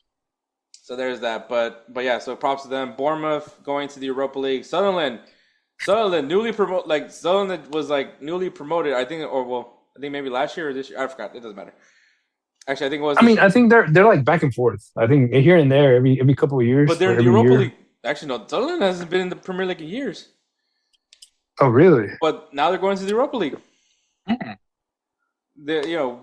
Wait, I have a question. What about Wrexham? Wrexham will not be in the Premier League next season. They got eliminated. So Oh they'll be in the man. so no consecutive promotions for them. They'll be toughing it out once again in the championship. I mean, they're gonna Um, have to, bro, because it's Also, should point out Crystal Palace. They did win the FA Cup. Oh wait, was that the no? They won they won the Europa Conference League. They did win the FA Cup last year, so I'm not wrong on that one. But they won the Europa Conference League, so obviously that moves them into the Europa League. So yeah.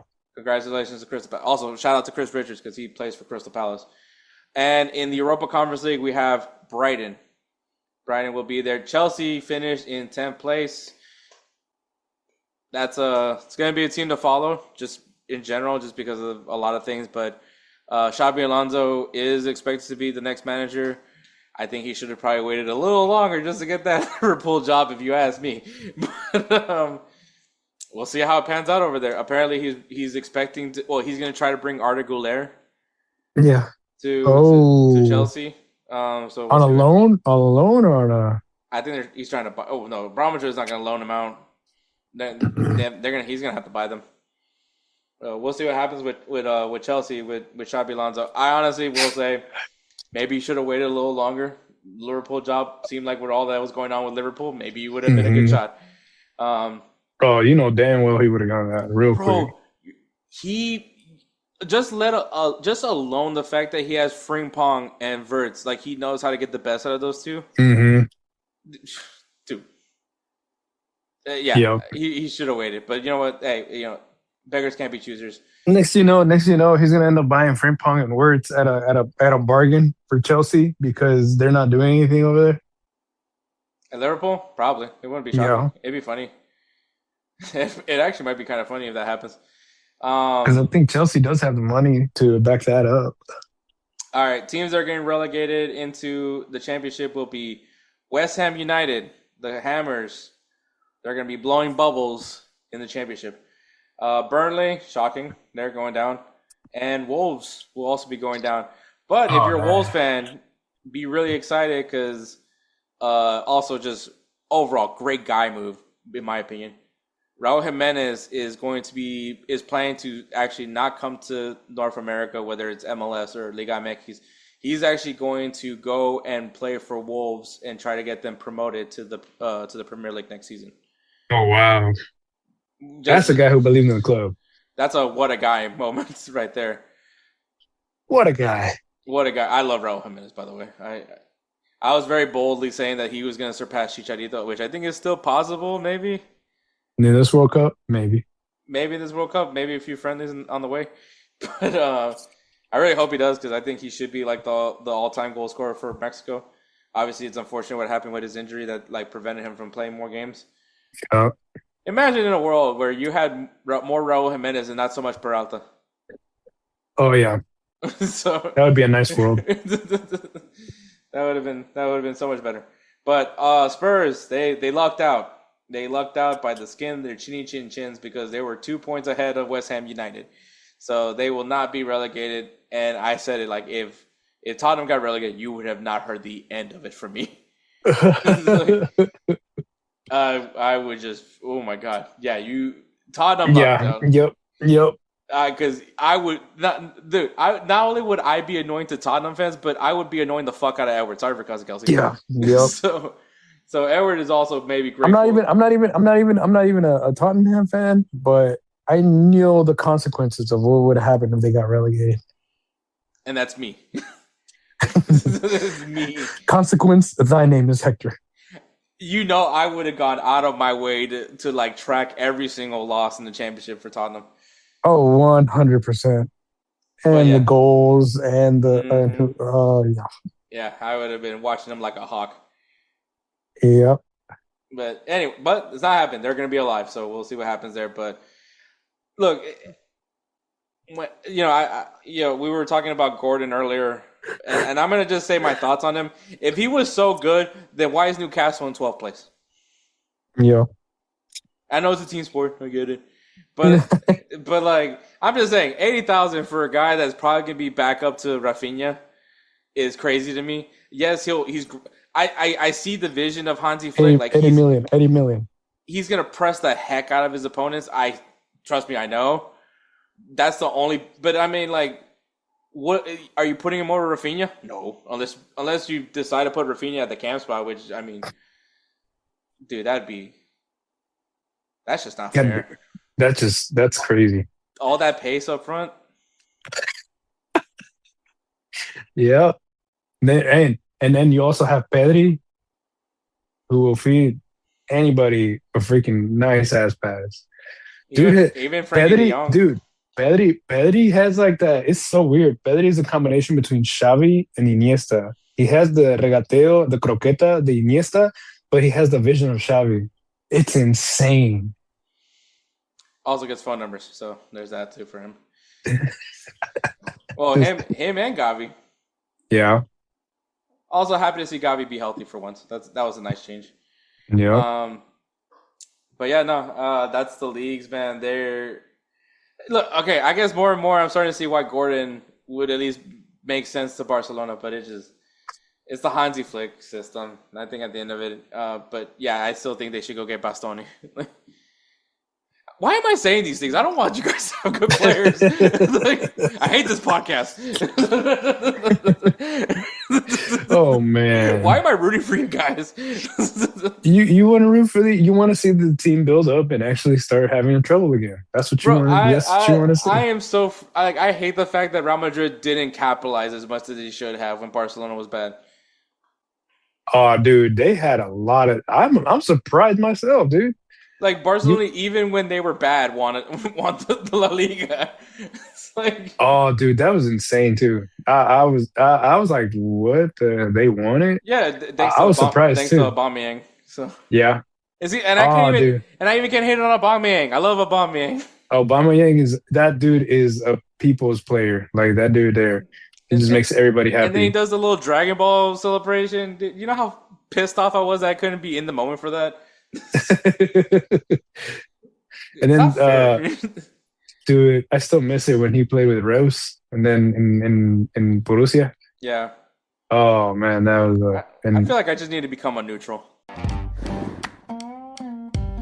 Righteous Felon Craft Jerky is the official jerky of Belly Up Sports. For over a decade, Righteous Felon Craft Jerky has led the American meat snack revolution by concocting delicious, adventurous, U.S.-sourced jerky recipes for uncompromising carnivores across the country. With 15 different flavors to choose from, Righteous Felon has all jerky lovers covered, and by using promo code BELLYUP, you will get 15% off your purchase at RighteousFelon.com. Do your taste buds a favor today and rip into a bag of Righteous Felon jerky. Just become not have a team. Nah. What? I don't think your ego would let you.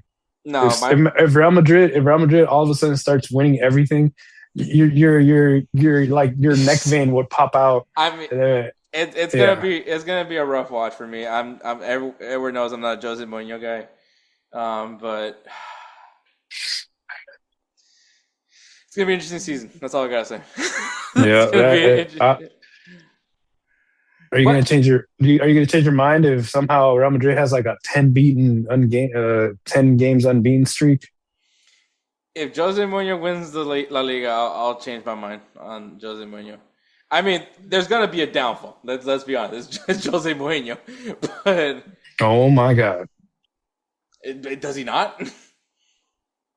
I don't know. I don't think there's gonna be a downfall. To be honest with you, he is the one coach that you could probably say he can deal with the egos of the players. No, I'm not saying that. I'm just saying eventually, it's like you got one, he pisses off the ownership group. You got the what you call it? The what you call it? What was I gonna say? You got the ego of a player like Mbappe. You do need the ego of a coach like Mourinho. I just don't think, and he can actually, and I'll put it this way, he can actually shove it in his face that, hey, shut up and listen. I have my tattoos right here, winning the Super Cup. That's what I was waiting for. Hold on. I got my tattoos here. This is what I won. What'd you win? Nothing. I was like, yeah, you have a World Cup, but that doesn't do me any good here at Real Madrid. So I need you to step it up and win the league and win the Champions League. It's like you're not here for fun, shits and giggles. It's like I feel like he can talk him down like I that. want to tattoo a little white circle here on my Champions League trophy. Yeah. Oh, dude. Oh, dude. Yeah. I want to put. He's like, I have the year of when I won it. He's like, now I want to add a little bracket, a little thing next to it of the next year. He's like, are you gonna make that happen, dude? How bad would Mbappe feel about that? I feel like he would just be like, man, screw you. I don't know, man. Mbappe got like an earful from Luis Enrique with that whole Michael Jordan speech, and clearly it did nothing. So, Well, yeah, that's the thing. That's why Luis Enrique said, you know what, screw you. He's like, I don't need you. He's like, you know what, go to Real Madrid for free. Yeah. He's like, what am I? And bro, yeah. Bro, the owner of the PSG, bro, how much is he celebrating because he had Luis Enrique and he has the 2 wins? Bro, it's finally paying off for him. Yeah. Oh, it's Sadio Mane that scored the goal.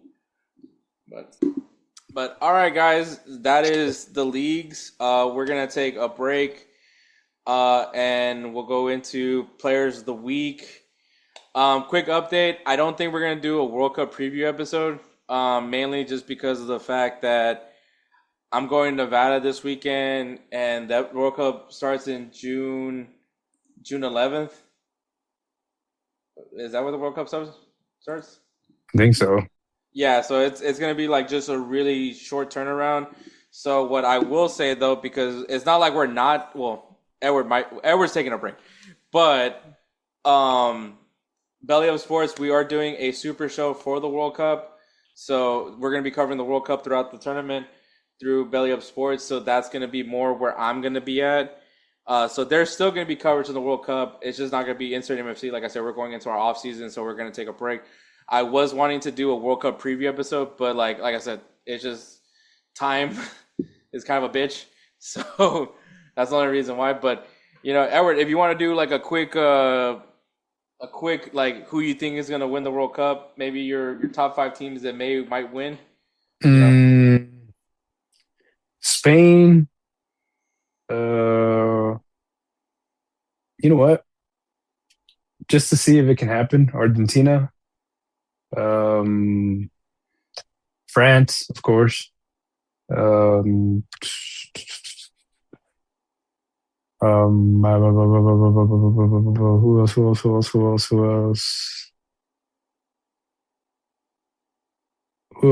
else? Oh, you know what? Brazil. Brazil is actually up there with me. Wow. Is Neymar going? I don't remember. Yeah, Neymar is going. Okay. And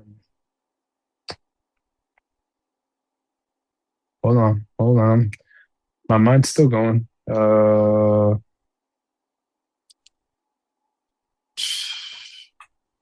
mean, I want to say England, but man, I don't know, man. I don't. I'm not 100% sure about them. I don't blame you.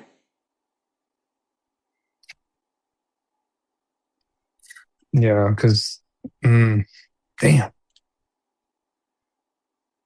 Now you got me thinking a lot. Hell, I'm even thinking about Africa. Oh, you know what? Damn, Portugal has a pretty solid squad, man. I'm gonna be honest. Like that, like all around. They have a pretty solid squad. So I'll say Portugal. Okay. Yeah, Spain's my number 1. Yeah. Followed by France. I'm gonna do Argentina, Portugal, and the last nation. So basically, we're almost having the same things. Almost the same thing, except I just don't see me picking Brazil though.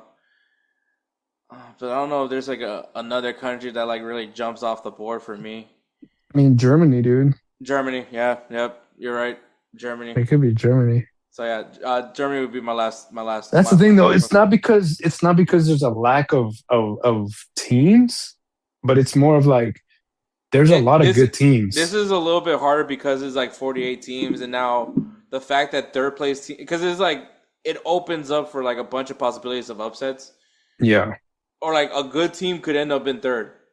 Yeah. Like, and you know, I'm not saying they're getting an easy easier route if they're a third place team. But like it's so hard to predict when there's gonna be just the fact that like I think certain amount of third place teams are also moving on, and then so like that third place team maybe got like from the grace of God got a second chance and they make a run. So yeah, anything is very much possible in this World Cup. This is gonna be it's gonna be interesting how everything goes out. I think I'm excited for the World Cup. I know a lot of people have their doubts with the World Cup. To those people, just shut the fuck up and watch the World Cup. Just like stop complaining about it. Just be in the moment. I get it, but at the same time, like it's not like and it's funny because everyone keeps blaming the US, but it's FIFA. Yep. Oh yeah, because FIFA has always thought about the fans. So like, yeah, they never thought about it. It's not like we had a World Cup in Qatar for anything. Because clearly everybody can afford because everybody can afford to go to Qatar. Not only that, but then also the whole no drinking thing. There are so many rules in place over. And then it being played like at a later time, like yeah, and then also the whole it was illegal to be gay. That's still to me the funniest thing ever. That's a rule. That's like like those like stupid all boys clubs. No gays. No gays. But anyways, yeah. So World Cup, I'm excited. This is it was an interesting season. Did it go the way we all went? Probably not. But hey, we can't wait, man. World Cup's gonna kick off. Like I said, check out Belly Up Sports. There's gonna be a lot of stuff going on for World Cup content over there. So if you guys haven't been watching the videos that we've been doing for nation profiles, you're missing out. But obviously, you're not hearing my voice anymore. It's now Kelsey taking over. So Kelsey's gonna finish us strong for these World Cup profiles. So get ready for that. But yeah, Edward, you want to say anything to the people about the season? I mean, it was a good season. I mean, don't get me wrong. I mean, like I said, I focus mostly on La Liga and Champions League. So I was and EPL, yeah. It's it went my way in La Liga for sure. It went your way for a lot of things because you also back-to-back jersey bet. I got a jersey. Yeah, I got a jersey. I gotta ask you, like, is this like a better payoff knowing that even though you had to like sing for all those seasons? Oh, bro. Oh, it's a better payout because one, it's like we hardly have time anymore, like to do like sit down and actually record, because we both have our stuff, and even Spence, like he's got his own stuff going, and so it's a bit harder than normal, like it's a bit so, but other than that, it's a sweeter payout knowing that I actually got you to get me a Barcelona jersey. Oh yeah, because that's new. Well, no, but I'm saying like because it's a Barcelona jersey. If I would have told you, "Oh, give me a Real Madrid jersey," I feel like you would have been like, "What? Really? No way!" Like you would have been all gung ho for it. Yeah, but no, yeah, it was really cool. I got Edward. We got Edward the Kobe. Oh, dude, that one's amazing. So, it was there. Luckily, there was like a little special going on, so I was able to put up a little bit more so you can get Rafinha. Obviously, finished behind Florian Balogun as most influential player in FS2, according to FS2. According to Fox Sports, yeah. According to Fox Sports 1, not as influential as Florian Balogun. So. Oh my god, dude! Then when you said, what was it that you said? You're like, well, I thought Rafinha, but then I thought Balogun, dude, and I was like, no, like don't give me the Balogun jersey. I was like, no, I'll be happy with. It just. It was a joke. It was a joke. Not as influential. Not as influential as Balogun. That's all I was like, oh my god! Literally, I think my reaction was, oh my god, this dude here. We might have to relook at that. Well, at the end of when we come back in the season, we'll relook at that list to see how influential they were in the World Cup. Man, that's gonna be. Oh man, what a stupid list! Oh man, I think our list is better. Yeah, because we had 5 guys. It's an easier list to follow. Also, Still have no idea what the fuck influential means. Sorry for cussing. Well, what's their definition of influential? But anyways, we're gonna thank you so much. We'll take a break and then we'll go and wrap the show up because there's no players of the week anymore. Man, dude, it's always great to have Edward on. I honestly tell you that. So, what we're going to do is I'm gonna break down the groups for the World Cup. On the screen right now, you can see all the groups that are in the World Cup. But yeah, I'm gonna do my predictions of how the group's gonna go, and yeah. Obviously, this World Cup is the expanded World Cup. There will be 48 teams participating in this year's World Cup with, and obviously 12 groups. So it is definitely expanded.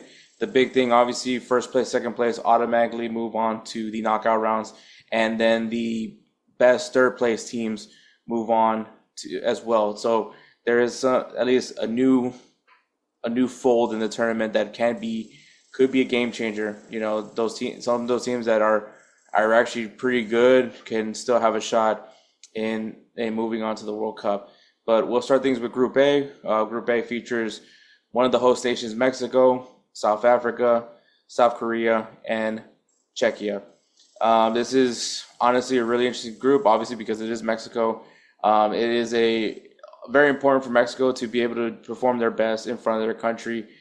They did have a 1-0 victory against Australia recently. It was a friendly, and while they did get the win, from what I've gathered from other Mexican fans, they just seem very overwhelmed with the team, and it's kind of been the story right now for Mexico. I mean, obviously, people are going to have faith in Mexico. They're going to believe in this team, and it's going to be an interesting development as this tournament continues with Mexico. Obviously, keep an eye on for Gilberto Mora. That's just the guy to watch. South Africa, I think more and more, thanks to Musa, I've learned more about this country. And the big thing, obviously, at least the big takeaway that people should really not underestimate South Africa for is that there is a good amount of chemistry on this team because a lot of these guys play in the same team. The South African League, to be specific, obviously, I know people probably don't have a lot of respect for the South African League, but I think it is important that these guys are very familiar with each other. That does boost something. I think that does genuinely mean something. I think that this is a team that I think people are going to overlook, and they could make you pay for it. South Korea might be looked at as the strongest team in this group because I don't think that there's any look, the thing is with Mexico, and I'm not trying to be a hater of Mexico, there's uncertainties with Mexico. That's just the honest truth. There's uncertainties with the team. I don't think that there's people that have uncertainties about South Korea. South Korea has done really well in their group, in the group stages. They always come up top, and they're a very frisky team. I think that this is a very open group as well. And then Czechia, I think, very solid team. Obviously, came in through the UEFA play-in games to get those final World Cup spots. But a really scrappy team, really solid team. Obviously, Patrick Schick's there, so that's another a really sneaky goal scorer that, honestly, this is a very open group. I think that any of these teams could get the best out of each other, and it could be a very interesting chain of events of how this can go down. I think you do need to take some consideration of Mexico having the home field advantage, but I just don't know. But they do have some tough competition. So in first place of Group A, I'm gonna put South Korea, and I think it just, once again, there's not as much uncertainties with them versus like the rest of the teams here or unknowns. I think there's more people that have more confidence in South Korea, and so for me, I think. And this is obviously impromptu. Like, I'm not normally the way I do this. I actually go down each matchup. I don't predict draws. I just say who can beat who. But I'm not looking at it right now, so I'm just really just going off the dome here. I am gonna say Mexico, being in Mexico, is gonna be a good advantage for them. I think that they're still gonna be a good team. I'm still gonna put up a good fight, and so I'm having Mexico in second in the group. So they'll still advance. Like I said, home field crowd needs to count for something. I'm going to then have Czechia, and in last place I have South Africa. Yeah, I know all those things I said about South Africa, but I just you do need to take into consideration where they're playing. And I don't like doing that, but that's kind of where we are. But that is Group A. Like I said, I have South Korea and Mexico moving on to the next round. It's gonna be interesting how I pick the third place teams, because that's gonna alter some things as far as like my thought process goes. In Group B, you have Canada, Bosnia, Qatar, and Switzerland. I think this is a interesting group. I mean, it just in general, I think that one, I would honestly tell you, like, the host nations, I think, lucked out a little bit in the group stages, because I don't necessarily say they're in easy groups, but they're in groups where something can happen for them where they can move on to the next round. So that's the only thing I'm saying. But you have Canada, Bosnia and Herzegovina, Qatar, and Switzerland. Canada, obviously, one of the host nations. I think Jesse Marsh has done a lot of good things with this team. I think this team can be they're hoping to have a better turnout than the last World Cup, and make something big, especially in front of their home crowd. Once again, home field advantage needs to take account for something. But I will say, when you look at the other teams, Bosnia, I think a really good team. I think a really sneaky good team. Yes, they came in through the same thing. We're winner of a play-in, but like they were really solid in their performance, and I believe this is the team. They're the ones that dethroned Italy, I believe. Let me see.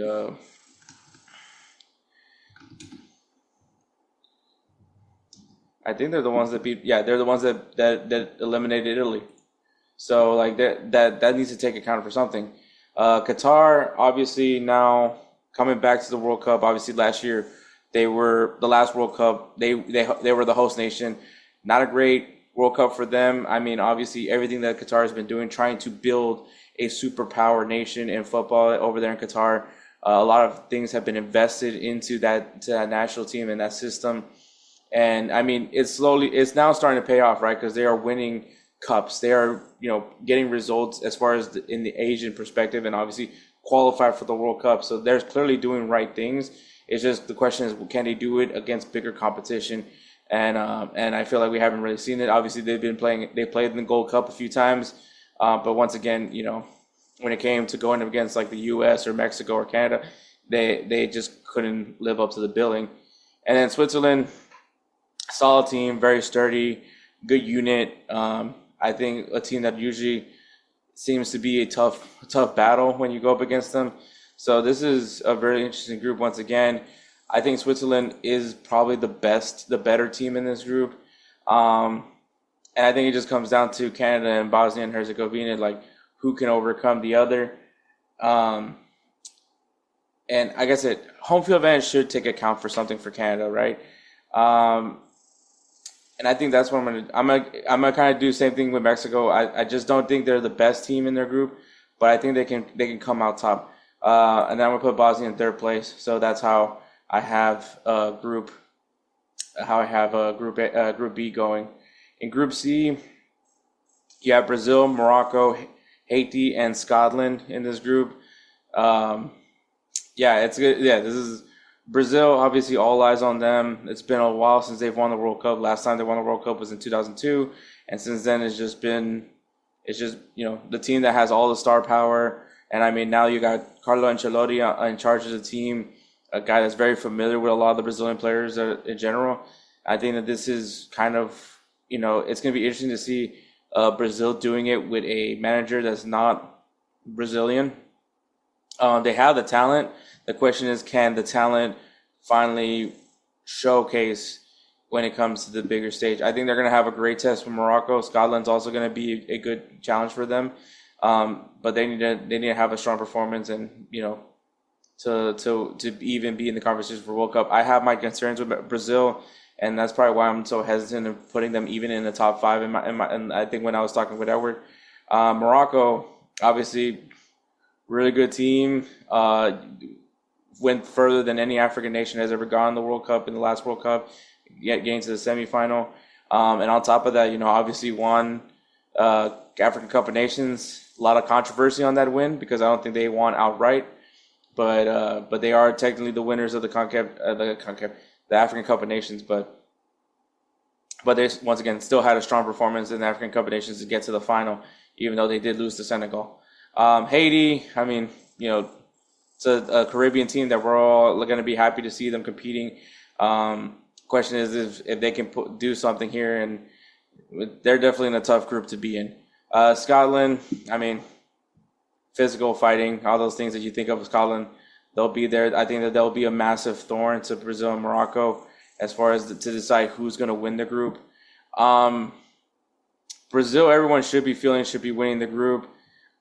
I feel like there's going to be some issues. I think Morocco, I'm more confident in to push on. So I'm going to put Morocco winning the group. I do have Brazil in second, and I'm going to put Scotland in third. I think Scotland will be one of the better third-place teams. So there is that. Group D. So USA just beat Senegal 3-2. Good things to take away. Obviously, still some things that they need to work on, specifically on the defensive side of things. But you definitely like what you're seeing. Also, shout out to Alejandro Zendejas for having when he came in, he definitely made some impact. Didn't score a goal, but he definitely was a problem to that Senegal defense. But yeah, USA, obviously, all eyes on them, home field advantage, everything, blah, blah, blah, what I've been saying with the host nations. You got Paraguay, very defensive, maybe not the flashiest goal-scoring team, but very defensive. Australia, very solid defensively as well.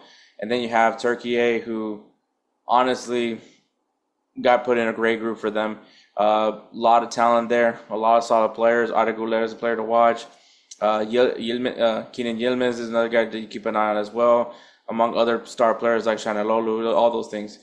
For this one, I do think Turkey is going to win the group. I think they're the better team, especially put a little bit more harder up front. I think that's going to be the challenge for the U.S. is going up against Turkey. And they did have they had played against each other before. Actually, as a matter of fact, the U.S. has played against all these teams in a friendly before. In second, I have the U.S.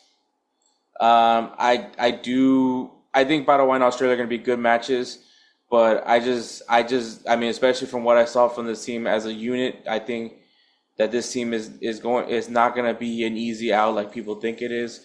And then I'm going to have Paraguay finish in third. So unfortunately, Australia. Sorry, Stuart. I have them finishing last. Group B, you have Germany, Curacao, Ivory Coast, and Ecuador. Everything points to Germany, right? It should be Germany. It should be Germany, honestly. Like, they should be the best team in this group. I think that there is some concern just because of how they bowed out in the last World Cup, but this is a new generation of German players. Jamal Musiala, Florian Wirtz. Like, those are the guys you're going to keep an eye on to see if they're going to excel for the German national team. And I'm just going to tell you right now, I do expect Germany to finish first. As far as going in second, I think Ecuador, another really solid defensive team. Ivory Coast could be a really good, interesting team in the World Cup. Curacao, I'm going to love everything about Curacao, but unfortunately, like, they are a small nation for a reason. They do have some Dutch influence. I just don't know if it's going to be enough against Germany, Ecuador, or the Ivory Coast. That's my concern. But that's Group B. Group F, we have Netherlands, Japan, Sweden, and Tunisia. Honestly, a really good group. I would maybe throw Group F over here because I feel like that's all really good teams. I anticipate the Dutch national team is kind of interesting to me just because I don't know where the state of this national team is at right now. They did qualify, so that's probably the thing to take a note. Japan obviously is always going to be a nation that everyone loves, especially not only just the players on the field, but also the fan culture as well. So there's so many things people want to see Japan play, and they want them to perform. Sweden, sturdy, solid defensively. That's kind of what their identity has always been. Very efficient. So that's a team to keep an eye on. Tunisia, I don't know too much about them, but they are still a team that could cause some havoc in this group. I do have Netherlands winning the group. The question will just be between Japan and Sweden. I'm going to take Sweden to finish in second. I do have Japan in third, and Tunisia will be in last. And once again, guys, this is me just going off the dome. I did zero prep work into this, so bear with me here. Group G, Belgium, Egypt, Iran, and New Zealand. Belgium has reloaded. Jeremy Doku is going to be a guy that I will be watching. You still have Kevin De Bruyne, who I think will still be very much a playmaker for this nation. They still have quality in this team. They can still do some good things. They still have, this golden generation of Belgium still has a shot to finish strong in their last go around. So we'll see what happens there. Egypt, I just think they're a better team.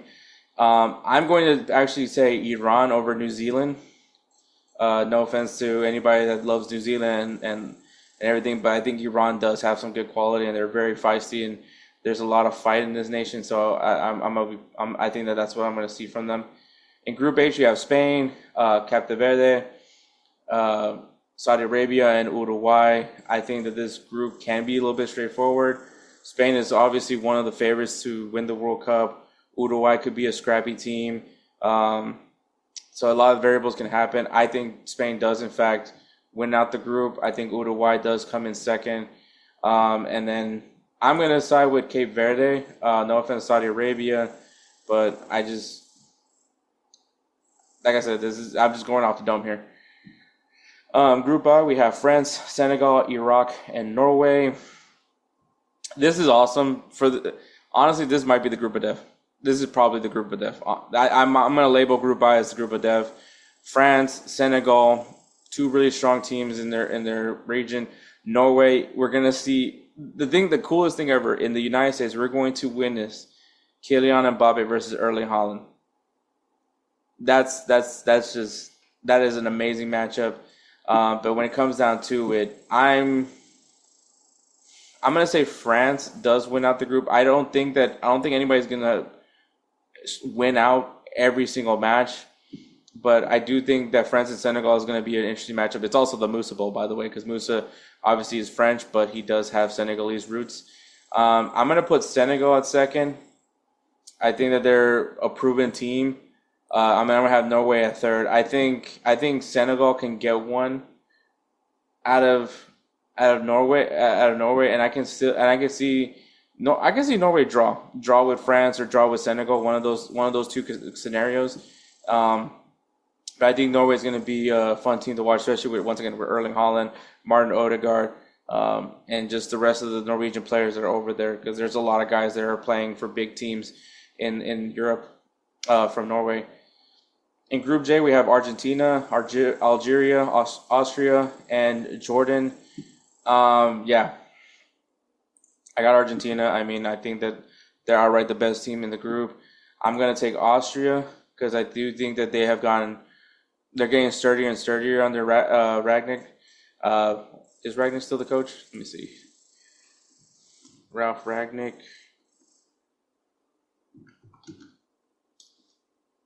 Let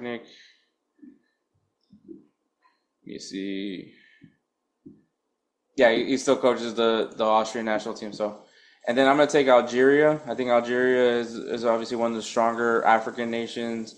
Maybe not so much recently, but I still think that they can put up a good fight. And Jordan, well, yeah, that's where I have them. Group K, we have Portugal, the Democratic Republic of the Congo, Uzbekistan, and Colombia. A lot of interesting things here. Colombia, really good team. Obviously was viewed as one of the stronger teams in South America this year. Recently in the Copa America. Uzbekistan, amazing run, one of the earlier qualifiers nations for the World Cup, led by Fabio Cannavaro. Congo, I think everyone knows I have a very strong love for Congo. I think they won the hearts of many people in AFCON. So it's awesome to see them here in the World Cup. And then you have Portugal, which I think a lot of people feel that this team could do something in the World Cup. I think they have the talent all across the board. They're a very complete team. And it'd be insane if Cristiano Ronaldo wins the World Cup on his last attempt at one.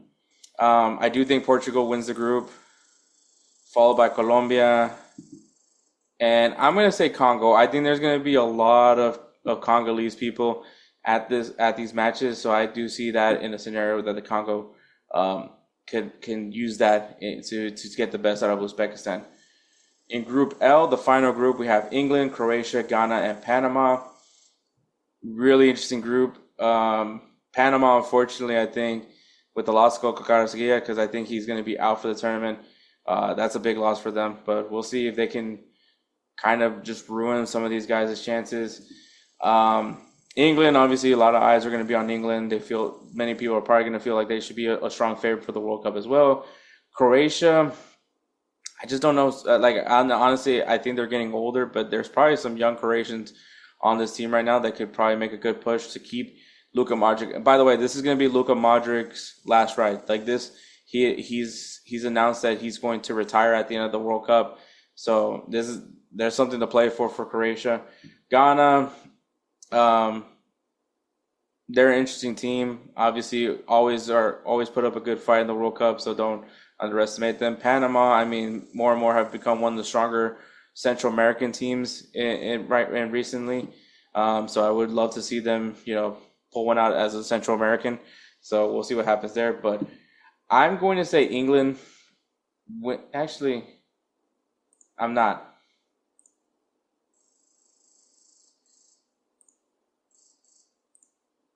Okay, I'm actually going to say Croatia. I think them and England will have an interesting matchup. I will have England in second, and then I'll have Ghana finishing in third. So that's how I have Group L. So there's that. And then the third place teams. So, man, this is going to be true. So I do have Japan. I think Japan will be one of the best third place teams. I do also have Norway. I think Bosnia. I'm going to say Scotland. Czechia as well. Out of bias, I'm just going to put the Congo in there. And then I got two more. I'm going to say Paraguay and Algeria. We'll move on. All right. So, in the knockouts, oh man, this is going to be interesting.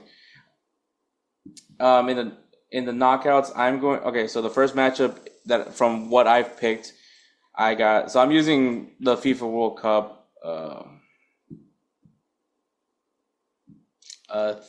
thingy. So I should have shared the screen. I don't know why I didn't do that. You know what? Let me do that now. All right. So here I am. So all right. Well, the group stage is a group stage, so I'm not gonna redo all that. So all right. So from how I picked out the groups and how I picked the third place teams, the first match is gonna be Germany versus Paraguay.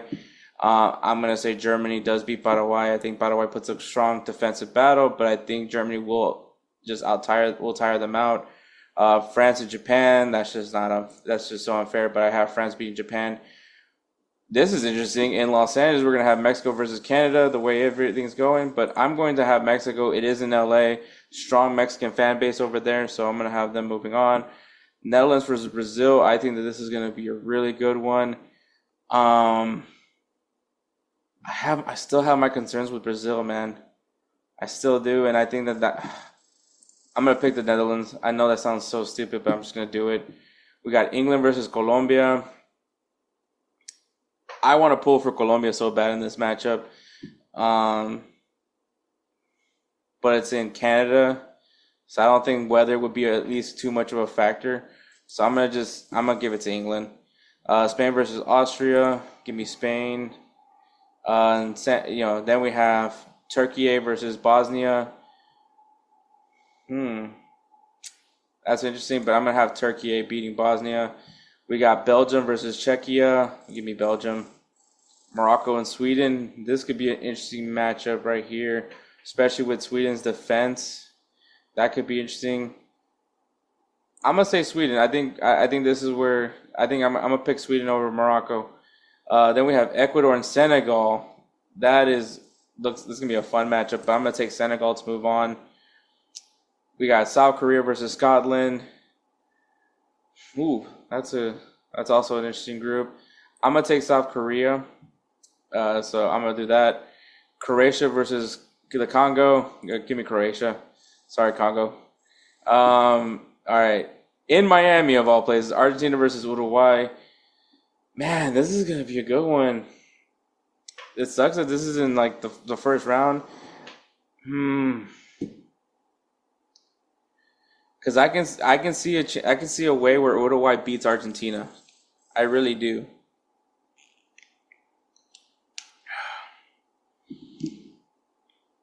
And I think that's what I'm gonna say. I'm gonna say Uruguay eliminates Argentina.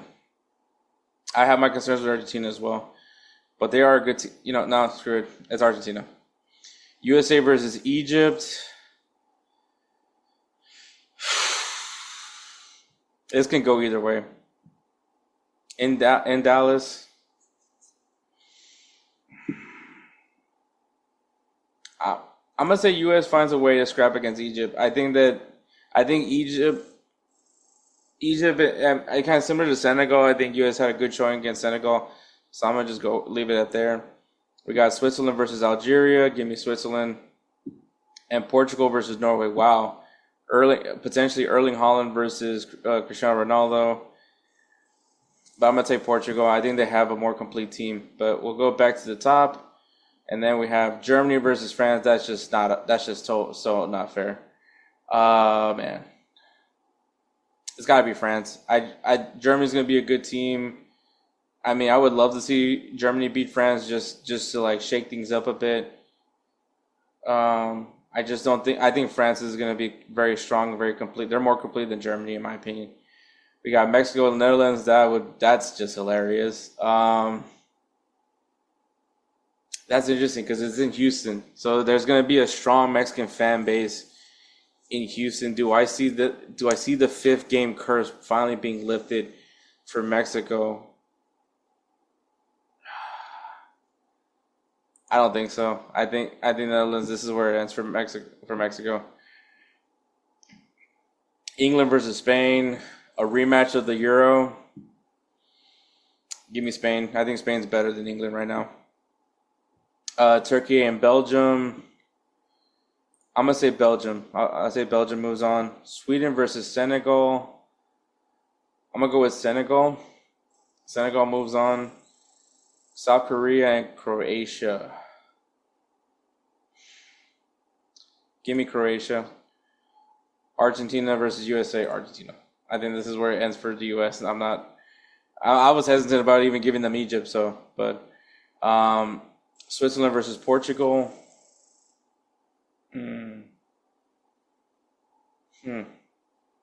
Switzerland versus Portugal.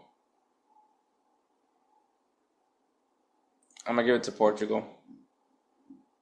That's gonna be funny. But all right, we'll go. All right, so France versus Netherlands. France versus Netherlands. I'm gonna say France. I just don't think I don't think the Dutch is as complete as France is. Spain versus Belgium. I'm gonna take Spain. And then Senegal versus Croatia. Give me Croatia. I think I'm giving Senegal way too much credit, but I do like Senegal a lot. And then we have Argentina versus Portugal. So if Cristiano Ronaldo wants a shot at the World Cup, he's got to beat Argentina. I think Portugal does it. This is me being Ronaldo fanboy. I'm not a Ronaldo fanboy, but I do like this Portuguese team. I've been very high on Portugal, since like early in the days of Insert Name FC. So I like this generation of Portuguese players. I think that they have a good shot at making something interesting happen. France and Spain. This should be a final. I'm going to take Spain. I think Spain edges out France, in my opinion. And then Croatia versus Portugal.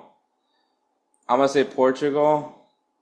If we have a Spain-Portugal World Cup final, which I highly doubt is going to happen, that's going to be insane. If Cristiano Ronaldo has a shot at the World Cup. This is honestly, I'm not at all confident at this. I am not at all, without a doubt, have any confidence in this picking. So, but I don't think Ronaldo wins it. I think Spain wins the World Cup. I think that's my pick.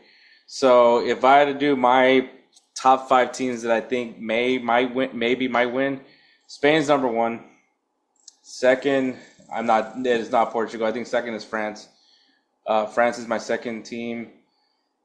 I really don't have Portugal that high, honestly. I'm going to say Germany.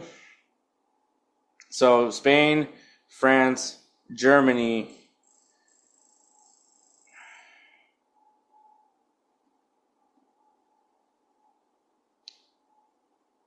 Argentina and Portugal. So that's going to be my top 5. So Spain, France, Germany, Argentina, and Portugal are going to be my 5 nations that maybe might win this thing. So yeah, I got it done. We'll see how it goes, man. We'll see what happens, man. But we'll go ahead and take a break and wrap this show up, I guess. Hey everyone, it's Ryan from No Credentials Required to talk to you about one of our newest partners at Belly Up Sports, SeatGeek. Yeah, live sports is great on television, but the feeling of being at the arena is a priceless experience. That's why our friends at SeatGeek are there to help you find the best tickets at the best prices. Not only can you get tickets to sporting events, but you can also get tickets to concerts, comedy shows, musicals, and more. Search for your desired event now at SeatGeek.com, enter promo code BellyUpSports at checkout, and you save $20 off your first purchase. SeatGeek. Life's an event. We have the tickets. All right, guys, that's episode 258, the last episode of the season. Like I said, we kind of knocked out a World Cup preview right then and there just to get it out of the way. But if you guys want the complete coverage of the World Cup, me probably at my best covering the World Cup, because I'm not gonna lie to you, this was I had fucking Portugal and Spain I had Portugal in the fucking final. Sorry for cousin kills. So you know that this is not my best. So I want you guys to understand that before we go into anything else. So with all that being said, man, thank you so much for listening. Make sure you guys check out Belly Up Sports, man. They're gonna be really active. Obviously, NBA Finals is happening right now. Stanley Cup. The World Cup. It's a lot to talk about, man. So this has been an awesome season, man. I also shout out to Gold TV, man. I'll probably do some stuff with them as well. So be on the lookout with Gold TV. Follow them on YouTube at Gold TV. And obviously the beats, the intros, the outros, it's all done by Roosevelt Spencer, the namesake of the Roosevelt Spencer Player of the Year Award. But yeah, man, this has been a great season, interesting season. Congratulations to PSG. Congratulations to Bayern Munich. Congratulations to Inter Milan. Congratulations to Barcelona. Congratulations to Arsenal for having amazing seasons and finishing it out strong, and are champions of their league. And right now they have the bragging rights till August, and we kick off another brand new season to see what's the new storylines to follow. It's been one hell of a ride. It's been an emotional ride this season, obviously, for me. But one I'll do again and again and again. So from the bottom of my heart, from everybody from Insert AMC, thank you for being with us throughout this season. We're going to take a break for the summer. Like I said, I'm not going to be done. I'm going to still be doing stuff for Belly Up Sports. I'll be doing stuff with Gold TV. So I'll be very much busy talking footy. But the podcast will be taking a break until the season kicks off once again in August. So thank you, and I hope to see you guys. I hope you guys are listening come August, and can't wait to do more content with Edward and Spencer and all our other friends. Shout out to Jose Tellez, Musa, all those guys with all the love and appreciation, all the time that they take to be on the show. Yeah, man, it means the world to me. This podcast has done so much for me, even though I was making some jokes about how I hate this podcast. But it's all with love, man. So thank you so much for listening. Catch us next season for episode 259. Take care, guys.